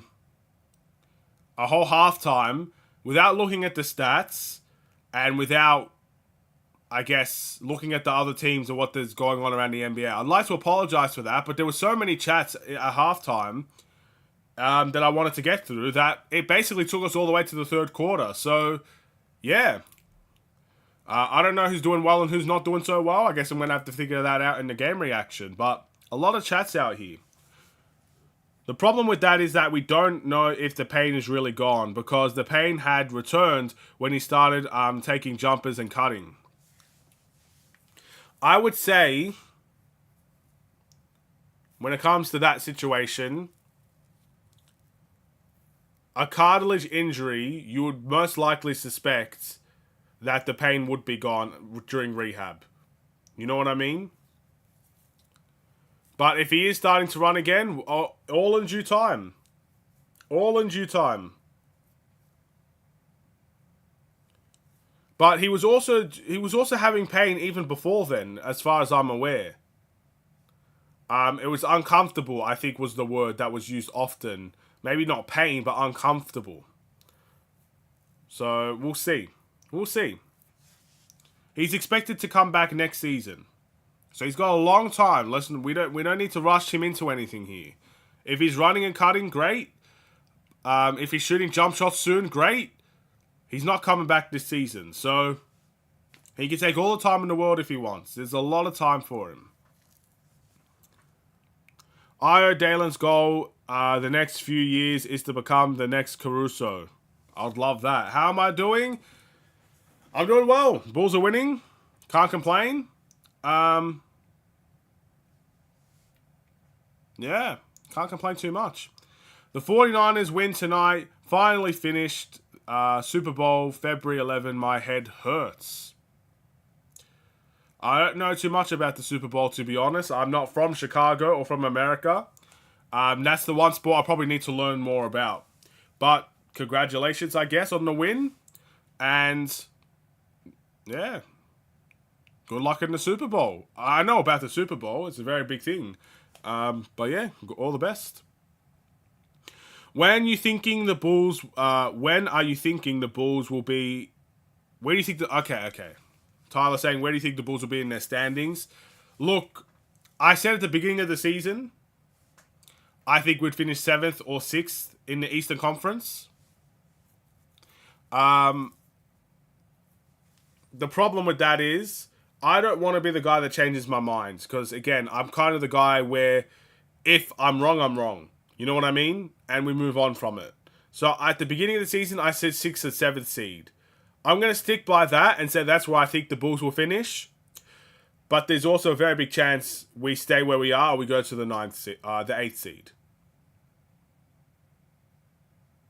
So that's my answer. I think 6... I'm still sticking with 6 and 7 just so, you know, by the end of the season, if people want to say you were wrong, that's fine. I'll give them the opportunity to say that. But where we are right now, I can see 8th seed on the horizon for us. So we'll see. One of those 3 seeds, I guess. Or even where we are. Let's hope we don't stay where we are. That'd be pretty... I want the double chance in the play-in tournament. That'd be nice. The real answer will be when he starts jumping and cutting if the pain is gone. It should be a straight shot to recovery before... because it is a cartilage issue, the transplant should negate any pain. Well, that's what I mean. With a cartilage injury, you know, well, I guess with with the whole cartilage surgery, it should be mitigating any pain, but you don't know. He had a whole bunch of surgeries before that one. He had 2 surgeries before that because they thought it was an MCL injury, and they thought it was this and that, and it just wasn't. So that's why the pain continued. So who knows? But I do believe... I'm going to be the optimist, and I do believe that Lonzo will be pain-free. Or maybe not necessarily completely pain-free to the extent where he's always 100% every day, because I think as an athlete, you don't really get those days ever, that you're purely 100% every single day, but close enough to compete and try to make a comeback in the NBA. He may not be the same player. He may not have the same attributes anymore. He may have to adjust his game differently. He may not be a starter anymore. I don't know. But in terms of making a comeback and actually playing, I believe he'll be pain-free enough to do that. So we'll see. I'm going to be the optimist. Where do you think the Bulls will finish in the standings? Again, I think 6 to 7 is what I said at the beginning of the season. I think if you ask me now and I had to change my answer, it would be around 8 to 9. But I'm going to stick with 6 to 7 because I don't want to go back on that word. So we'll see what ends up happening. Let's go Bulls. Let's get this win tonight. We're getting closer and closer. 55 to 49 is the score right now for the Bulls and the Trailblazers. And it seems like Portland just won't go away. They come back. The Bulls kind of surge. Then Portland try to come back. The Bulls try to surge. One bad quarter can really end things for the Bulls here. So we've got to be careful. As an international myself, when did you start to cheer for the Bulls? I started at the age of 1991, at the age of 6. A little bit later than you. I started really watching the Bulls as kind of a 13, 14-year-old, about the D Rose era. I think that the year after D Rose's injury is when I really got into basketball. D Rose's first injury with the Sixers. The year after that was the year I really got into basketball, I would say. So, yeah, about close to over 10 years now, I would say, I've been cheering for the Bulls. There shouldn't be any pain. It makes sense.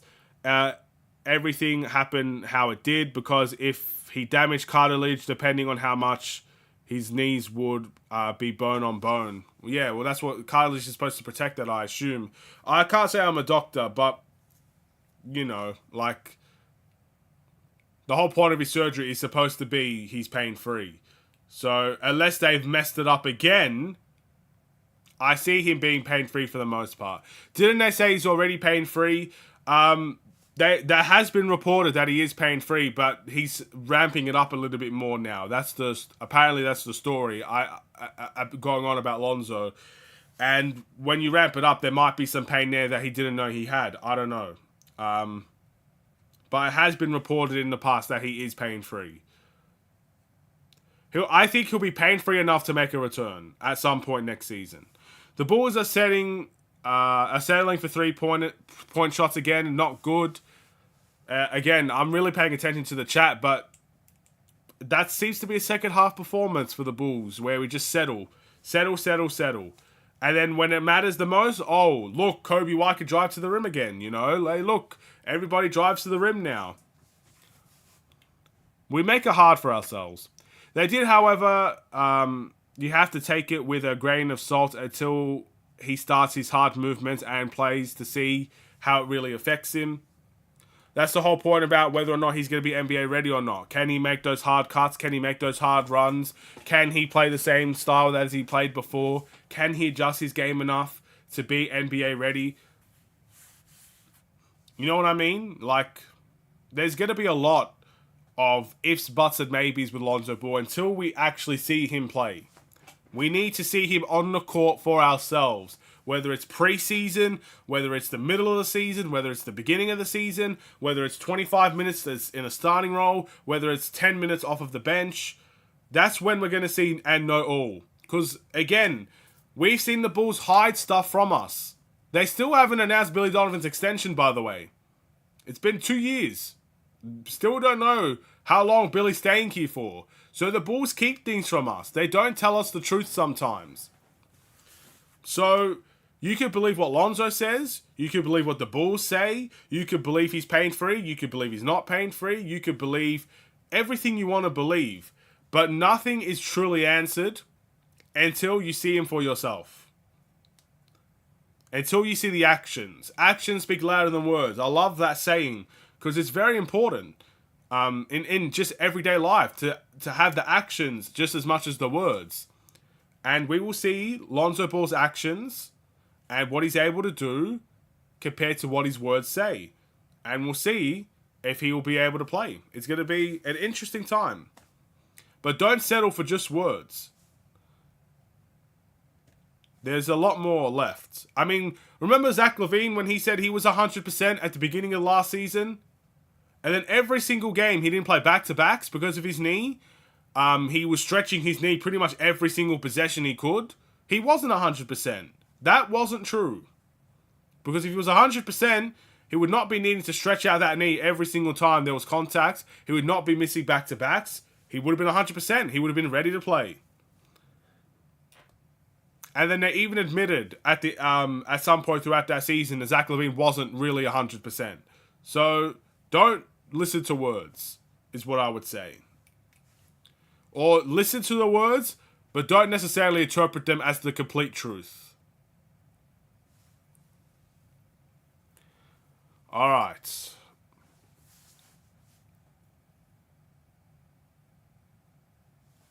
$57-53 is the score. There's 7 minutes left in the third quarter. Jeremy Grant, mid-range, and it rims out. Rebound to Nikola Vucevic. Kobe White trying to run. Finds Io with a nice crossover. Gets into the paint. Finds AC out there in the corner. And Thibault, one of the better defenders in the league, says absolutely not. And he swats it out of there.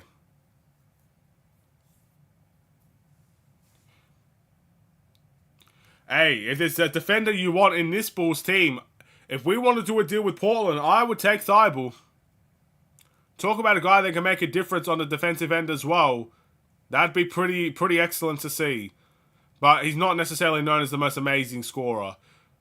DeRozan, shot clock violation. That will go to Portland. Again, the Bulls are kind of losing their heads a little bit, I would say, here.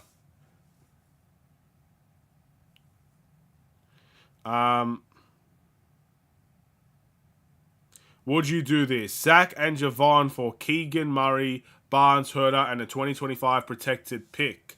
Yes. Yes. You don't need to ask me twice, buddy. Yes. I would do that. That's a retool if I've ever seen one. A couple of good role players. Harrison Barnes, a good forward. Keegan Murray, good player. Herder, great three-point shooter. And a protected pick. Yes, I would do that. But I don't think the Kings would do that. I think it's a bit too much for the Kings, considering where they are in the West. But I'd probably do that. What's good? What's good, my friend? Jordan says, why would Sacramento do that, man? We would have to give up Zach 2 first rounds for those players. Keegan Murray's going to be a star. Also untouchable. Jordan's going off, bro.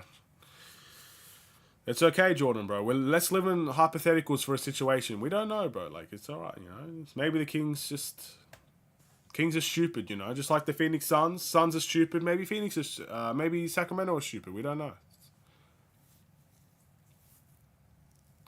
Kobe White. Was that an M1? Or no call. Okay. 61-57. Kobe White has 13 points. Just talking to Billy Donovan at the moment as Malcolm Brogdon shoots a free throw. If that popped up to me, yes, I would do it. If Sacramento wanted to offer all those guys for Levine and a protected pick, yes. Of course I would do it.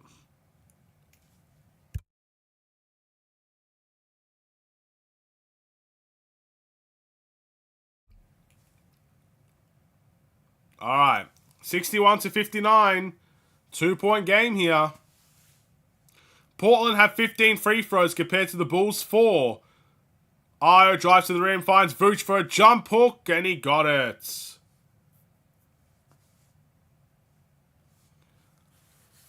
Alright, 63-59. Brogdon gets it to the mid-range. Good defense by Io.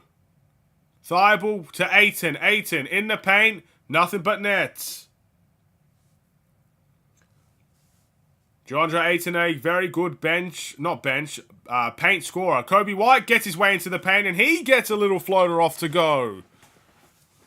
It looks like the Bulls are getting back into that paint. Let's hope it can continue. Brogdon, nice crossover, gets to the rim, and that is blocked by Io on the backside. 4:48 to go in the third quarter. Both teams really putting in a shift here to win this one. Keegan Murray had 47 points, a 47-point game where he made 12 threes. If he was our player, would you be trading him for Levine? I wouldn't go based on one game, to be honest. If it's just one game, if that's the only game that you can bring an example for. But we've already had this discussion about Keegan Murray before. So I already know how good of a player Keegan Murray can turn out to be. So no, I wouldn't. But I wouldn't go based on one game. Trying to play both sides here. It looks like Julian Phillips got an and-1. Like, for example, if you told me right now, let's just say Julian Phillips had a 47-point game. It just happened. Let's just, live in La La Land. And then you would say, would you trade Julian Phillips if you're the Bulls? Yes. Because it's just one game. But I've seen Keegan Murray. There's a difference, I know. But I wouldn't. If I'm the Kings, I'm not doing that deal. I would say get rid of Murray. Look, maybe Keegan Murray for Zach LaVine, and we could give up a first, or you know, if that was something we could do straight up, maybe. I don't know. It's hard. I mean, let's take a look at Keegan Murray's stats this season. We've got time on our hands. Let's see what we can do about this. Stats. He's averaging 16 points per game, 5.5 rebounds, 1.6 assists. Don't have his efficiency stats, but I'm going to trust that they're solid. And he's 23 years of age. So, with those stats in mind, I'll leave that up to you guys. Do you think the Bulls and Sacramento could get a deal done where we send Zach LaVine to the Kings for Keegan Murray, Harrison Barnes, Herder, and a 2025 protected pick?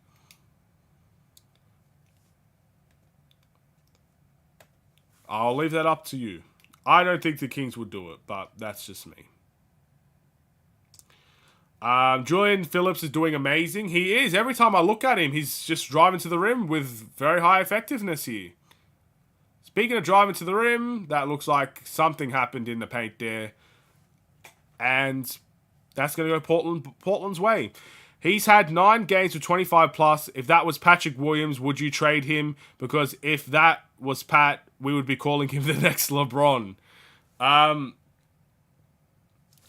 Again, it's different with Pat, isn't it? Because Patrick Williams is, I guess, he's seen as a two-way player. So if all he could do was score the ball and not play defense, then he would be compared to Zach LaVine, if you know what I mean.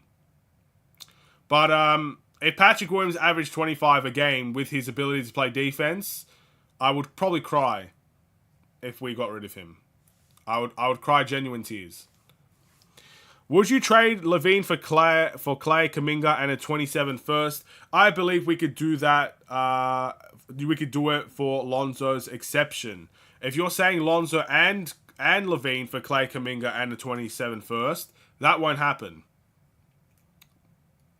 Because I really don't see any team trading for Lonzo Ball. I don't see any team wanting to pay Lonzo Ball 20 plus million for a chance that he might not ever be NBA ready again. So, would I do it?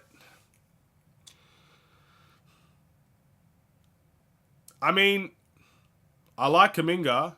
The guy's going off. I don't even think the Warriors would do this. But, I just don't know about Clay. I don't know about Clay. Because Clay, to me, is having a really down year right now. And that's on the Warriors, where the ball movement is second to none. What would he do for the Bulls, where all he did is sit in the corner? I don't know. I would probably say yes, because I'd want Kuminga, I guess. But I don't know.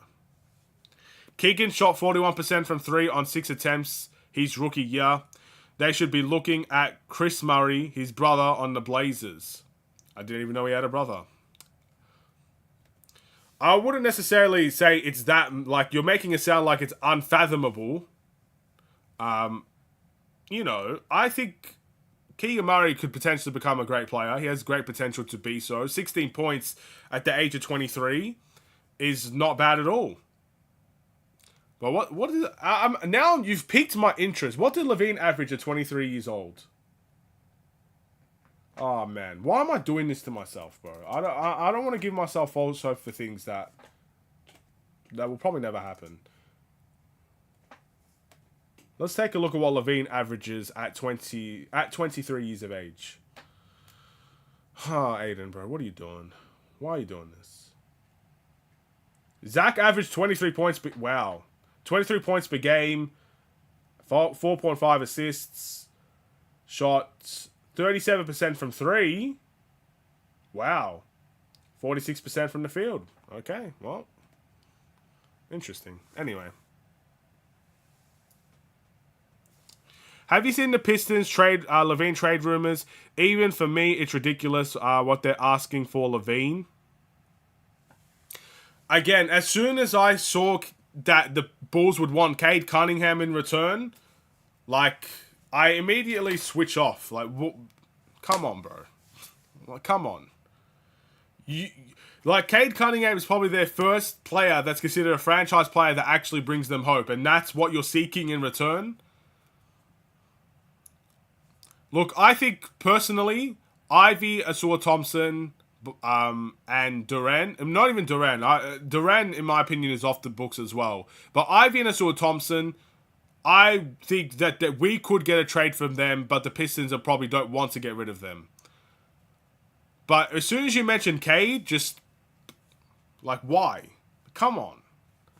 Why even... Bro, I'm telling you now, if the Bulls actually said in a phone call to the Detroit Pistons, we wouldn't mind Cade Cunningham in a trade, the biggest side-eye the Pistons GM or executives would have given to that comment, it would have been crazy.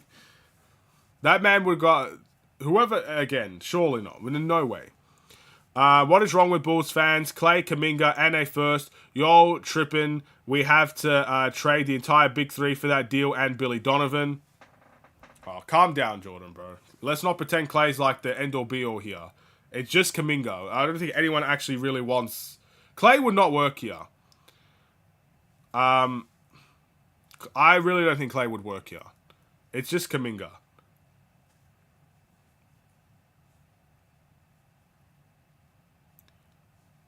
But yeah, anyway. Bulls fans are going to be so disappointed when the trade happens. This Keegan Murray, second year in the league. Levine is at 23 in the league, was here for 5 years. Hey, don't shoot the messenger here, bro. I'm just looking at stats.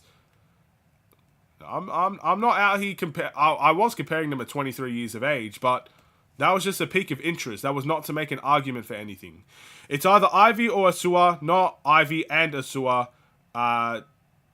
No, well, if I said that, that's not what I meant. We know Bogdanovic is going to be in a trade just for contract sakes. I'm saying if we could get Ivy or Asua. I didn't mean both. We're not getting both. But I'm saying out of all the Pistons players, Cade, Ivy, Asua, Duran, Asua and Ivy are the ones that are more likely to get. Because what's happened to them in their season.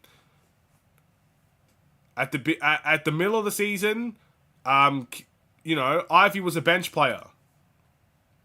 You know what I mean? And Asua Thompson, sometimes he didn't even play for Detroit in some games. That's what I'm saying.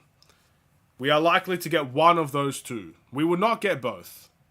Clay's better than Levine. Clay's better than Levine and is a much better defender. And they really said Kuminga, the audacity to ask for a first as well. I'm sorry, I don't think Clay is better than Levine. The only reason I think you're saying that is because you're hurt with Zach LaVine. But Zach LaVine hurt you deep inside. I think Clay's having a... He's having a... I mean, wait, we'll take a look at the stats. 17 points. And I don't think Clay's been that good defensively either.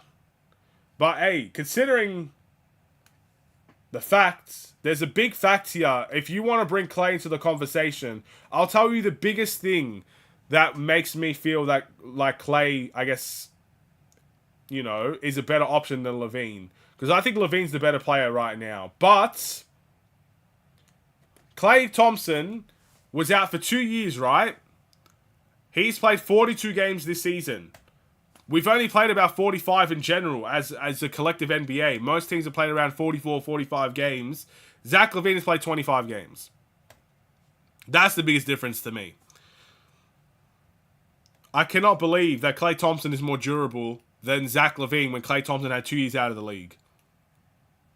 I'd prefer Asua over Ivy. I like Ivy. I really do. I like Ivy. I think Asua Thompson needs to develop his offensive game massively. For me. Me personally. Just looking, again, I don't watch every Detroit Pistons game, but when I look at 15% from 3, that gets me a bit iffy. And he shoots 40% from the field. That gets me a bit iffy. But, yeah. Clay is definitely not better than Levine. I think Levine's a better player than Clay. That's my opinion. Clay and Levine are both going to get you 20 points a game. Only difference is Clay's going to lock up the best player when Levine is going to be a liability on defense. The Warriors right now, one of the biggest issues is defensively. I don't think Clay at this day and age is going to be locking up your best defender, your best offensive player.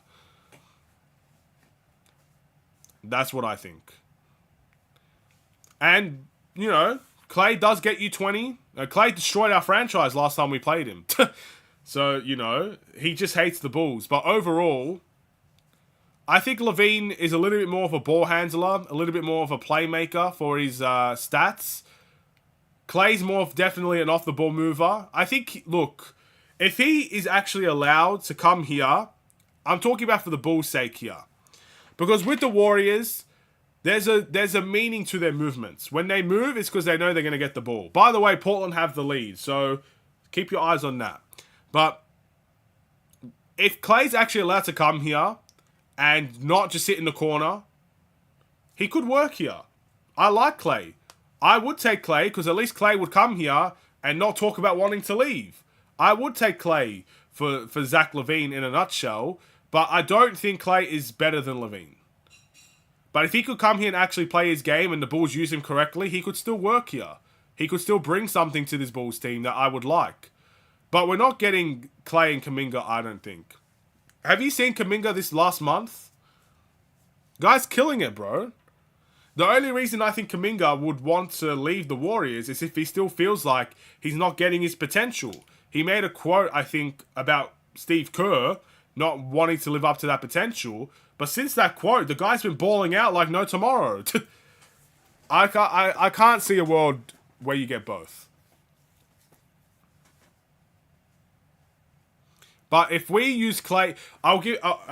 This is not a good example, but if we're talking about Clay, remember what we did with Larry Markkinen? How he just became a corner shooter for the Bulls, just catch and shoot, pick and pops, sit in the corner and shoot the three. And we could have got a lot more out of Larry Markkinen. I hope that's not what we see. If we get a Klay Thompson, I hope we don't see that. Because Klay Thompson, to me, is more valuable than just sitting in the corner and shooting the ball. We need off-ball movement. If Klay can bring that to this team, that would be fantastic. Because this team still, I don't think, moves enough off the ball. If Klay can, you know, have more responsibility, even dribbling into his shot, it could be helpful. I think all these things could be helpful. But I think people are overestimating Klay as a defender this season. In my opinion. But yeah. I think LaVine has a little bit more to his game than Klay does at this point in his career. But of course, Klay's a lot older as well. So I don't know, bro. I think we're going to have to pair Caruso and LaVine together to get a good return. Then you're basically... No.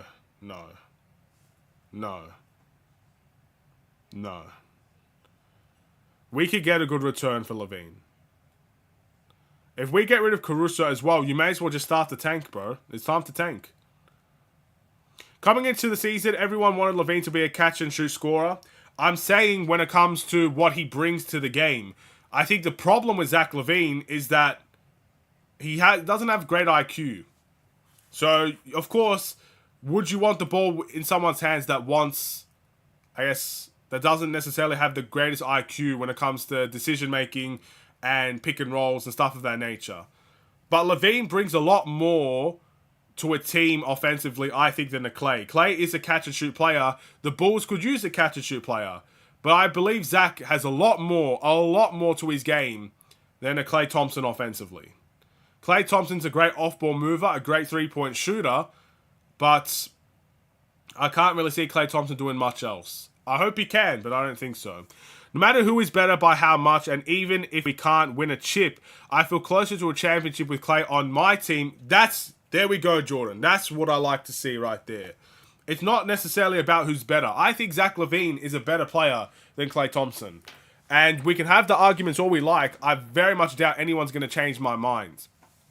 But what Klay brings to this team, if he can bring it at a high level, will still be valuable for the Bulls. Clay, again, one of the best players that I think the Bulls could get is a Buddy Hield. I think Buddy Hield would work so much for the Chicago Bulls team. Klay Thompson is very similar. Very similar to Buddy Hield. An excellent three-point shooter. Terrific off the catch and shoot. He can defend. I wouldn't call him an amazing defender this season, but he can defend. He can defend better than Levine. No one's going to dispute that. What he brings to this team can definitely work if he's allowed to do it and if Billy can coach him properly.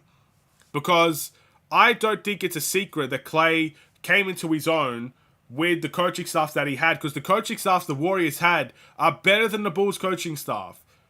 We don't want Klay to just sit in the corner and not move all game, because that takes away from Klay and it will take away from the rest of the team as well. So yeah, we need to switch things up if we're going to get a guy like Klay Thompson. I don't want him to just sit in the corner, man. That's what I'm worried about for any guy that comes into the team. But Klay Thompson is more than just any guy. I got to blaze up and look at that score. We're up by 1. I've not watched this game. I've been more interested in the chat today. Do you realistically see a trade the Bulls could make that would make them any more than a first round exit? Poor. A first round exit, you reckon? No. I don't mean to sound bad about like that, but no. We're the 9th seed, bro. We might be the 8th seed by the end of it. I can't see a world that we make a trade that takes us past... I mean, maybe... I think the only thing that will get us past the first round is if a big injury happens to the team that we play. With all due respect. I don't know. That's just my opinion. It also depends on who we play. I need to hit the Bulls with that light-skinned face, my G. I'm disappointed, though. Look, there's still 1 quarter to play. We got Chicago Bulls Central. Oh, my. We got some Bulls royalty in here. What's up? I'm doing great. How are you, my friend?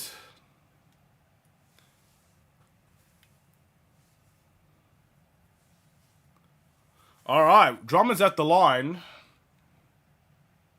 And he makes the free throw. So I just put my earphones in and the first thing I heard was Drummond has made 3 from 3 from the free throw line. It's unbelievable stuff.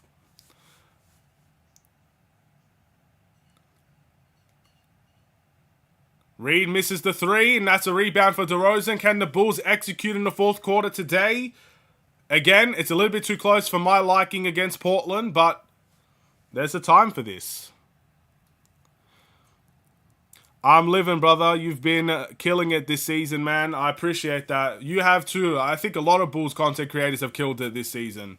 It's been fun. It's been fun to see so many Bulls channels grow, bro. It's incredible.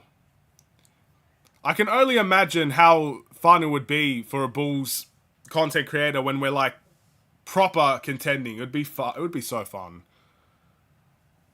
Imagine being 2 years ago, bro. Everybody was having a great time being that 1st seed. This should be a blowout. Look, you can't expect every team in the NBA to blow out another team, if you know what I mean. Like, there's always going to be close games. We just got to get it done. We're in a close game. We can't really change that. The Bulls have to get it done in the 4th quarter. It's something that is hard to ask, considering what happened with Phoenix and what happened with the Lakers and what's happened with a bunch of our second half performances. But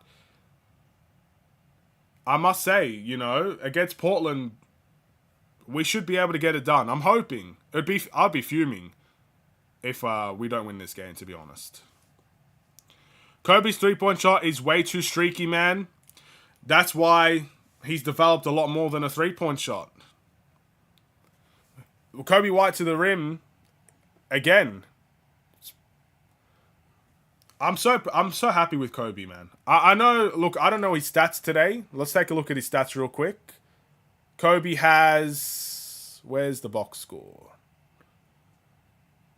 15 points, I believe Kobe White has today. 9 assists. My guy's going to get a double-double. I'm happy with that. But when Kobe White gets to the rim, it's something. It's like a beautiful sight to behold. It's beautiful to see.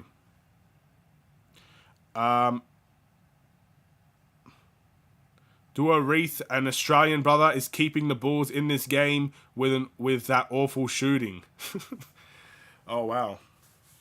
Hey, I'd still take Thibault, though, as well. We're talking about Australians. I'd love Thibault on this team. I'd love just any Australian on this team, bro. Be nice to have someone to represent us, you know? But anyway, we've made a somewhat interesting run. 81-75 is the score at the moment. We're at a timeout.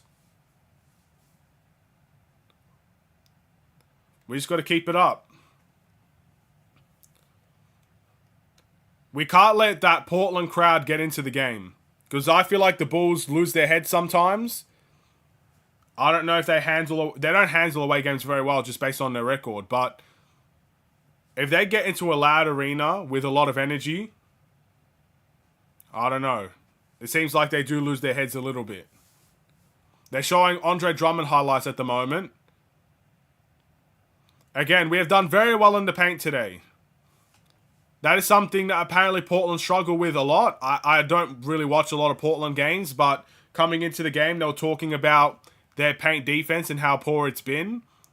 And we've done well in the paint, so it looks like we've scouted that. So we'll see if that could be, I guess, the formula to win this game. DeRozan got a steal. Phillips!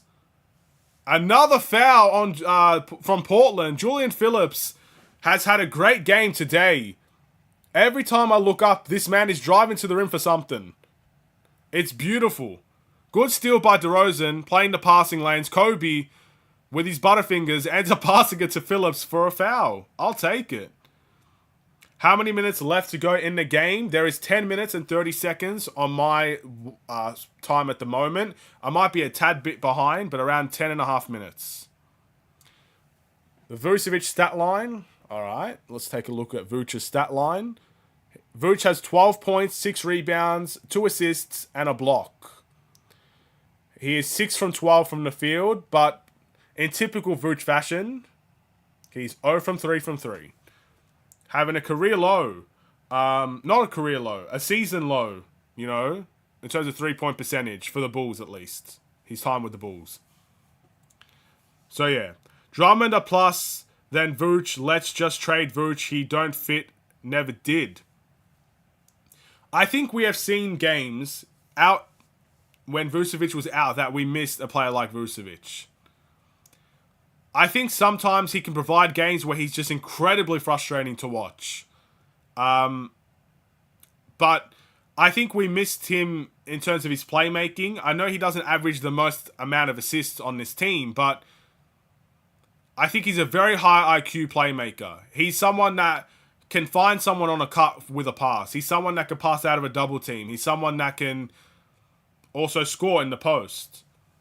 So I think we do. There were some games that you will miss Vucevic, and I think there were other games where you're saying we never needed Vucevic. It just depends on the game, the opposition, and everything like that. 4 years is enough. Let's move on. We re-signed him, bro. He's staying here. I know Bulls fans might not like it, but he ain't getting traded this season. I really don't believe it. We'll see what happens next season, but it won't be this one. Loving the production from our bench today and the young Bulls. The young Bulls have done so well. Again, if we're looking at stat lines here, let's take a look at the young Bulls stat lines. We'll look at Phillips first. Again, Phillips has 8 points, 2 rebounds, and 1 assist. Never thought I'd see the day Phillips would actually play on the bench this season and produce that stat line. Dalen Terry, where's Dalen Terry? He's got 3 points, 2 assists, 2 steals. He's had a good defensive game for sure. That steal that he had for Alex Caruso dunk, that was nice. The young Bulls are killing it. We just need Vuce to stop shooting threes, unless the shot clock is about to expire. Yes, I like that, you know. Have him as a bailout. I don't like Vuce shooting a lot of threes. I remember the first season, Julian Phillips makes a 3. Hey, you know what, young fella? You keep shooting them. What I hated about Vucevic the first season was that he shot 6 to 7 threes a game. And everybody had a problem with that. And even Vooch, to an extent, admitted that that was a bit too much threes for him. So in the second season, he kind of went down to the paint a little bit more, got a lot of post hooks, had the most post hooks in the league at one point, was doing well in the paint. One of the best paint production seasons, I guess, for the Bulls in a while, and for him on the Bulls as well. And then this season, it's just not working as much. So, yeah, like, I can sense the frustration. Because last season, Vooch had a very good season for a third option. This season, we could take a look at the stats. But stats sometimes can be deceiving. I think the efficiency is where we need to look at with Vucevic. So let's do that real quick. Today just seems to be a stats day. We're looking at everybody's stats. We're looking at Clay stats, Keegan Murray stats, Vucevic's stats. We're looking at them all. So, again, the biggest thing that already stands out, because he's averaging 17 and 10. He averaged 17 and 10 last season as well. I just think the biggest thing that stands out, 27% from three. That's the thing that stands out to me the most. And his efficiency in general has gone down, but not drastically. So, yeah, I could sense the frustration from three there. Vooch is gone with an exclamation mark. Bulls fans being Bulls fans. Been like this for many years. Nothing changes. In fact, it's getting worse. I guess the Bulls fans are being Bulls fans. I will classify I'm a Bulls fan. So I guess I'm just being a Bulls fan. But you can't expect the Bulls to make a change every season and expect success either. It's tough, man. It's not easy being a Bulls executive. You got Bulls fans on one side saying everything needs to change. You got Bulls fans on another side that's saying that, hey, there's something there with this Bulls team. We've got to run with it. You know, that's obviously what the front office thought. Continuity and whatnot. You can't make anybody happy, bro. That's why that's not their job, is to try and do the best they can. Because they're not going to make everybody happy. Again, I like to say it in this way. Think of it as a case study. And the question is, solve the Chicago Bulls problems. Solve the Chicago Bulls problems. You will not get one answer that is exactly the same as another. By the way, Portland in transition. Malcolm Brogdon for three. That's a miss. Drummond grabs the board. But you won't get the same answer for any of them. There's going to be 99 people saying 99 different solutions. That's why you can't please everyone. So, I believe we should make changes. I want Zach LaVine to get traded. I want to see where we go from there. Maybe there's a conversation about extending DeRozan or not. We'll have to have that later. But I want changes to be made. But there are certain changes I just know won't be made this season. And Vucevic is one of them. He's not getting traded this season. If he gets traded this season, in my opinion, that'll be the biggest shock of the entire, like, that will be more of a shock for me than LaVine getting traded, or even DeRozan getting traded. Because DeRozan, it makes sense. He's on an expiring contract. LaVine, it makes sense. He doesn't want to be here. We just re-signed Vucevic. I'd be stunned if we trade him this season. I'd truly be stunned. Remember when Drummond had that preseason stretch when he looked like a stretch five? Yes. That no missed 3-point preseason. 100% from the field in that preseason. That was funny. He did say as well, sorry, I'm losing my train of thought here. He said as well he wanted to chuck up more threes, and then we never saw him do it. The Bulls must have shut that down real quick. Jeremy Grant in transition. A blocking foul called on Alex Caruso. And Jeremy Grant's going to go to the line for 2 free throws here. It's already single digits. 91 to 82 is the score. 6:18 to go in the quarter. And we're in for, again, we're going to be in for an interesting ride here as the game is closing out. Now Vooch gets 8 points and 5 rebounds in the remaining time. I'll tell you what, anything's possible. Anything is possible. I think there's a possibility that could happen. Not a likely one, but it's possible. Game going over 201 points in the chat. 201 points? Are you talking about for both teams? That could happen. That could happen.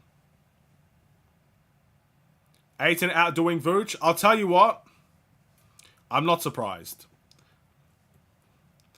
I don't know if this is accurate or not. I'm only going based off what I remember. I don't remember Vooch ever having a good game against Ayton. I remember Vooch always getting cooked by Ayton. I've never really thought otherwise. But that's why you have Drummond. I've seen Drummond do some good things in this game, so happy days. Ayo with the pump fake and the floater. It's off.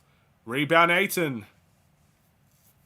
5:55 to go. We are seeing Julian Phillips play some very important minutes here. And it looks like an and one for Simons. Kobe White commits the foul. Or is it Ayo? I think it might be Ayo. Let's take a look at the replay. It's Ayo. Yeah, Ayo just jumps too early. Final total over 200. Yeah, I can see that happening. Right now where I stand, I think both teams can get into 100. Caruso's on 5 fouls. Yeah, that makes sense to why Julian Phillips is playing. Alright, Ayton is the second softest big in the league. The only one behind him is Wiseman. But still, Ayton always cooks Vooch. Again, please let me know if I'm wrong. Julian Phillips misses a 3. And the ball finds its way to Simon's hand. But please let me know if I'm wrong. When has Vooch ever had a truly amazing game or outplayed Ayton in the games that they've played? I really don't think so. I think Vooch, I guess he just doesn't want to play against Ayton, bro. I don't know. I really don't know what to say. It just seems like every time they're matched up together, we never really get on the better side of that. A technical foul for Simons, by the way. So DeRozan's going to go to the line and shoot for 2. Oh, shoot for 1. Sorry. What am I saying, bro? I need to pay more attention. All right. So I'm just checking something real quick. I believe... Wow, we've got 19 likes on this stream. So I just wanted to check that. I haven't checked that all game. Thank you guys so much for that. That's solid. For a game between the Bulls and the Portland Trailblazers, like, I expect a lot of people to watch against the Lakers, where, the Lakers are a very popular team. But to kind of see that support against Portland, again, you don't know how much it means. It really does mean a lot to me. I appreciate all you guys for all of your support throughout all these watch-alongs. Hopefully, I can provide a little bit more for you guys towards the end of the season. It's going to be, again, a very interesting time. But thank you guys so much. Looking forward to Vooch versus Wiseman. Will Wiseman even play? We've versed Detroit a couple of times. Has Wiseman ever played? I think he played maybe one of those games. So, yeah. Is crack a huge problem in your hood? I don't smoke, so I don't know the answer. I'm sorry, bro. Might need to ask somebody else.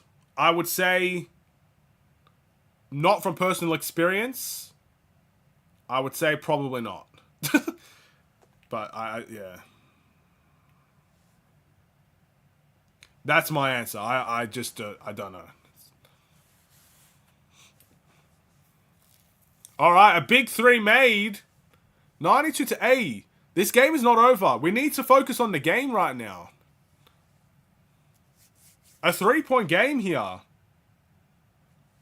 4:34 to go. Look. This is going to be an exciting finish to the game. I guess just to kind of bring the hype in here, do the Bulls end up going on a 3-game losing streak out west? Do we lose every single game out in the West Coast trip? Or is this going to be the game the Bulls can recover, even if it is in a close contested game against a team that we should fairly be beating comfortably? So yeah, this is going to be tough. We got to focus on this. I got to actually commentate on this. If we have the chance, I have to do it. If the Bulls lose this game, I'm ripping up my season ticket holder card. Well, hey, Jordan, how are you going to tell me that you had a season ticket holder card? You never told me that, bro. We could have been in Chicago today, but not in Chicago today, but let's leave for Chicago today. We'll get there by the Raptors game. Come on, man. Don't rip it up. Just let me go. That's disgusting, bro. When Detroit traded Bagley, Wiseman became the backup big. Yeah, fair enough. Should Bagley, shout out to Bagley, he's killing it in Washington. Shout out to Bagley. Killing it in Washington. How's Washington doing? I still feel like Washington haven't won many games. Just like my Chelsea, the one you found on the floor. I did. If you guys didn't know, on one of my very often walks, I found a Chelsea membership on the floor just sitting there on the road. And I never picked it up. And every single day, it got ran over for about a week before I picked it up. Just cars running over it every single day. So I eventually, I go on a routine. So eventually I just saw it. I'm like, all right, I'm just going to pick it up and put it in the bin before it becomes literally part of the road. But I'm surprised no one saw a Chelsea membership and did not pick it up. But anyway, it is what it is. The timeout has come to an end. I'm going to have to focus on this, ladies and gentlemen. I'll try to get into the chat as much as possible, but we got to pay attention to the final minutes of this game. Don't forget to give a shout out to Lil Jabari. There you go. The daily shout out.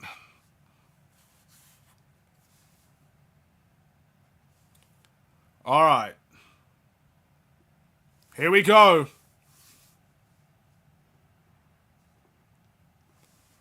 4:27 to go.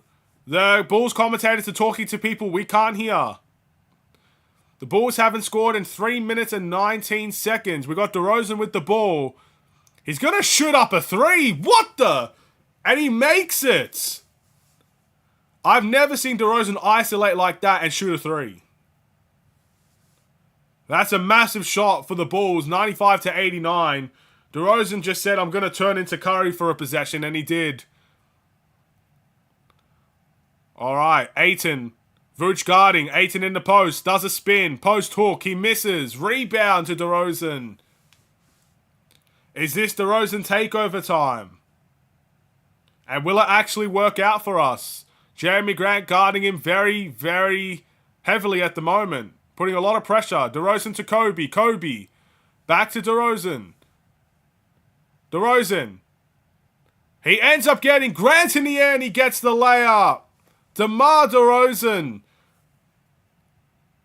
DeMar DeRozan delivers this time in the fourth quarter. Makes a three and he gets Grant to bite on the pump fake and he goes straight for the layup.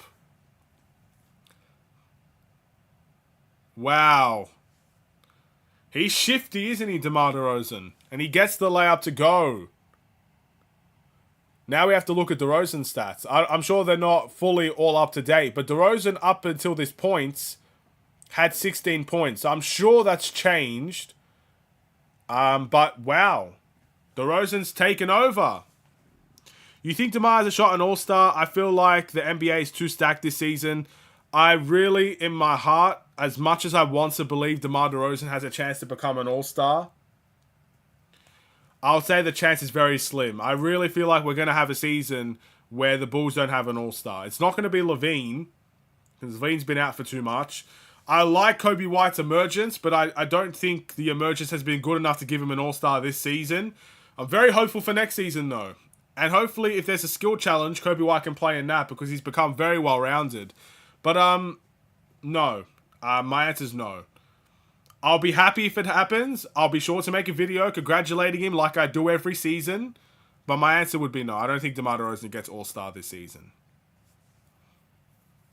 But what do you think? Let me know in the chat. Anyone that's watching, what do you guys think? Do you think DeMar will make the All-Star team this season? Obviously, he's not a starter. We know that now. But will he make the bench? Keep in mind, the bench is a lot of coaches' decisions as well. So it just depends on what the coaches think also. Malcolm Brogdon shoots the three. That is off. It looks like Portland has gone cold to end this game. 3 minutes to go.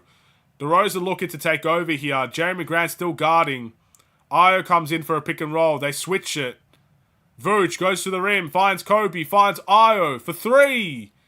And he misses. Rebound DeAndre Ayton. 97-89. Simons gets the shot blocked by Vooch. Brogdon ends up getting the ball off after an offensive rebound. Thibault to Brogdon. Brogdon gets to the rim, finds Ayton. It's turned over. Caruso in transition. Kobe for 3 in the corner. He misses. Kobe White's been struggling, I believe, from 3 today. We'll have to look at the stats in a second here. Maybe after another timeout. Brogdon. And 1. Brogdon drives to the rim as dead face as he could get, bro. No emotion shown by Malcolm Brogdon, and he gets the and 1 to go. He'll be going to the line for one more free throw here as they have a chance to kind of bring themselves back to life in this game with so little time left on the clock. Kobe needs to be an all-star. He's overcome so much, including having little T-Rex arms. I don't think he's going to become an all-star, but I think, you know how when they have the MVP race, they have 3 people to nominate, kind of, you know, the 3 main guys in the MVP race that you could vote for? I think Kobe White will be one of those guys you could vote for the most improved. I don't think he's going to win it, but I think he'll be in the conversation. And I'm happy with that. I'll take that. Because it shows Kobe White's how much he's changed. Not even changed, how much he's developed. I think change is the wrong word. I think he'll be in that conversation for sure. But I can't see any Bulls player getting an all-star nod this year. And the reason why I say that is because when the Bulls play, when we win games, as it's a 3-point game right now, a lot of guys get involved in the game.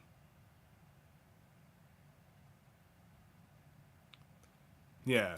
So, you know, we get a lot of guys involved. This team is not necessarily a team where a guy can average 30 and we still win.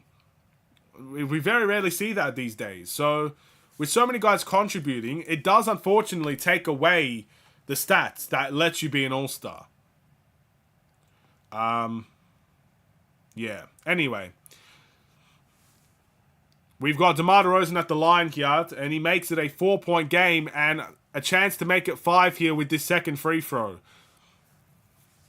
Did you guys know when Wiseman was in high school, apparently he had the Mamba mentality? Wiseman was picked second in the NBA draft, was he not?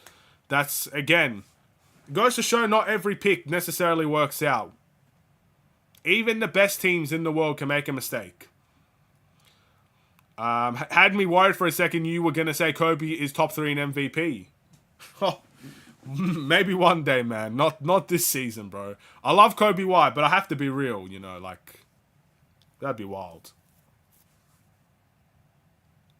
Who are letting Vooch spot up in the corner? Yeah, I don't know. Not a fan of that one. Kobe needs to be in the conversation for MVP. He's more valuable to their team than Kobe. I could think of quite a few guys. I mean, if Giannis was not on the Bucks, would the Bucks be anywhere near a championship? No. Luke is pretty valuable to Dallas. I think Dallas would be the last seed, to be honest, if it wasn't for Luka. You know, if Jokic wasn't on Denver, I think Denver would probably be an 8th seed at best. I think there's a couple of guys. You can make the argument that LeBron's very valuable to the Lakers. It's an argument, at least. Yeah, like, Kobe's pretty valuable to us as well, though. I'm not saying he's not valuable. I'm just saying, you know, a lot of teams have a lot of valuable assets. Some very valuable assets. Cough, cough, Sixers with Ben Simmons. Exactly. Not every top pick ends up being what you want it to be. Who's winning Rookie of the Year? Chet, Wembanyama, Miller, or Simmons? I get it. But my answer would probably be... That's tough, you know. I think it would have to be between Chet and Wembanyama. The hype is going to be about around Wembanyama, but I don't think you can rule out Chet. I mean, he's on a winning team, and he's producing some really good stuff. Wemby's not on a winning team, and he's producing really good stuff. I don't think Miller's in the conversation. That's just me personally. And I'm surprised, again, so we're talking about players that have not necessarily lived up to the moment. Scoot Henderson. Not Donovan Mitchell with a laughing emoji. What do you mean? Is this about valuable players? Donovan Mitchell's pretty valuable. But yeah, anyway. Sorry. Off track. I think I would personally give it to Chet. But I think the hype is going to be around Wemby. And it's a media vote. Simple as that. If the media are voting, it's Wemby. But I think producing good stats on a winning team is pretty impressive. So, Scoot ain't doing anything. Yeah, he's not doing anything. It's kind of weird. Because Ben Simmons won it over Donovan Mitchell when Ben wasn't even a rookie. Yeah, that's what I mean. That's, yeah.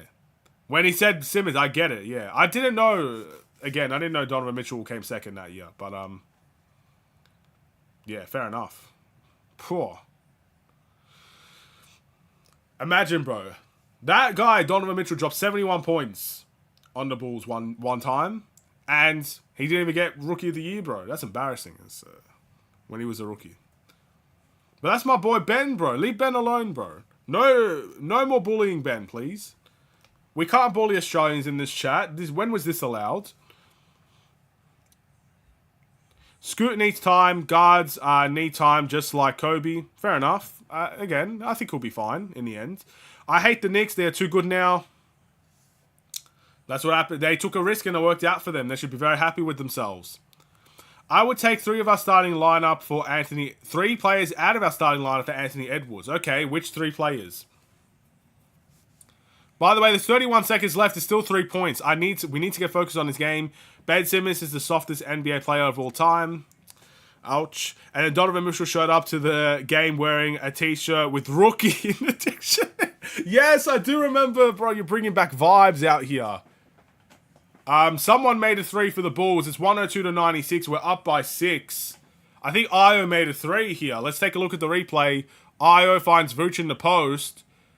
Vooch back to Io. Io just shoots it. No hesitation. And he gets nothing but nets. Io dos sumo. Io dos tres. Ladies and gentlemen, give me all the 3s from Io. He may have just won us this game.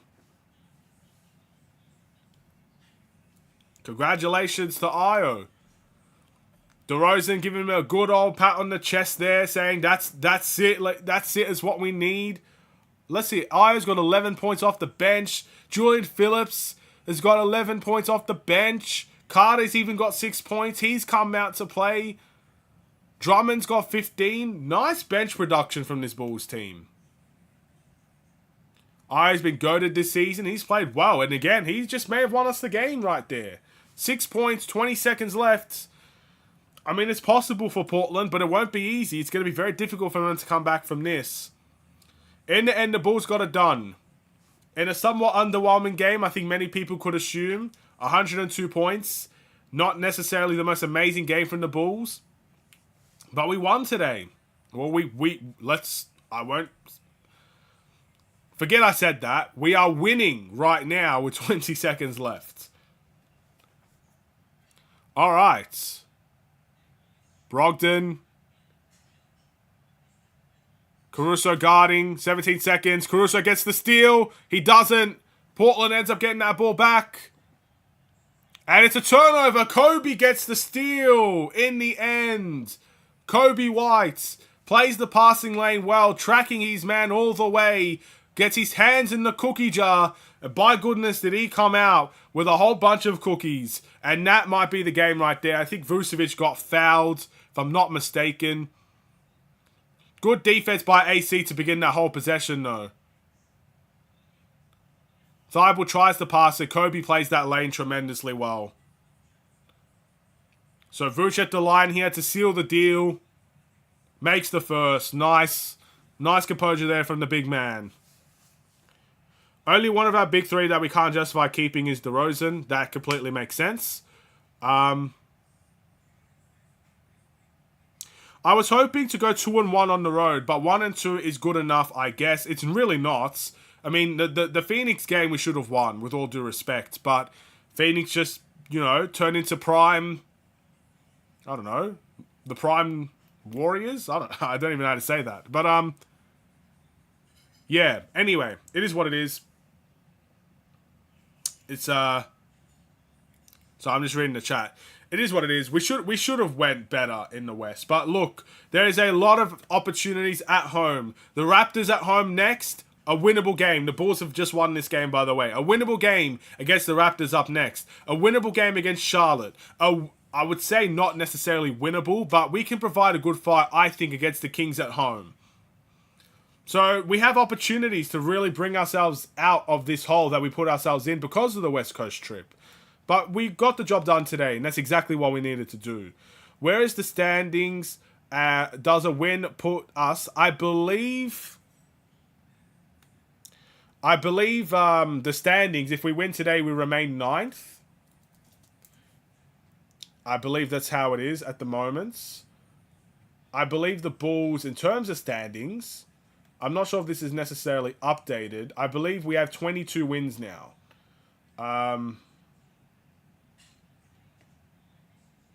So yeah, I think we're 22 and 25, if I'm not mistaken.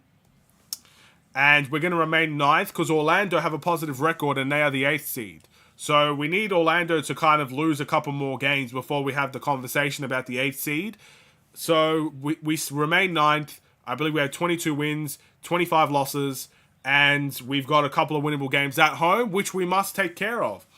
This was some good minute management by Donovan on Caruso to stop him from fouling out and winning us the game. Exactly. Good job from Billy. Finally, he does something well. I'm just playing. But I'm also very happy with the bench production.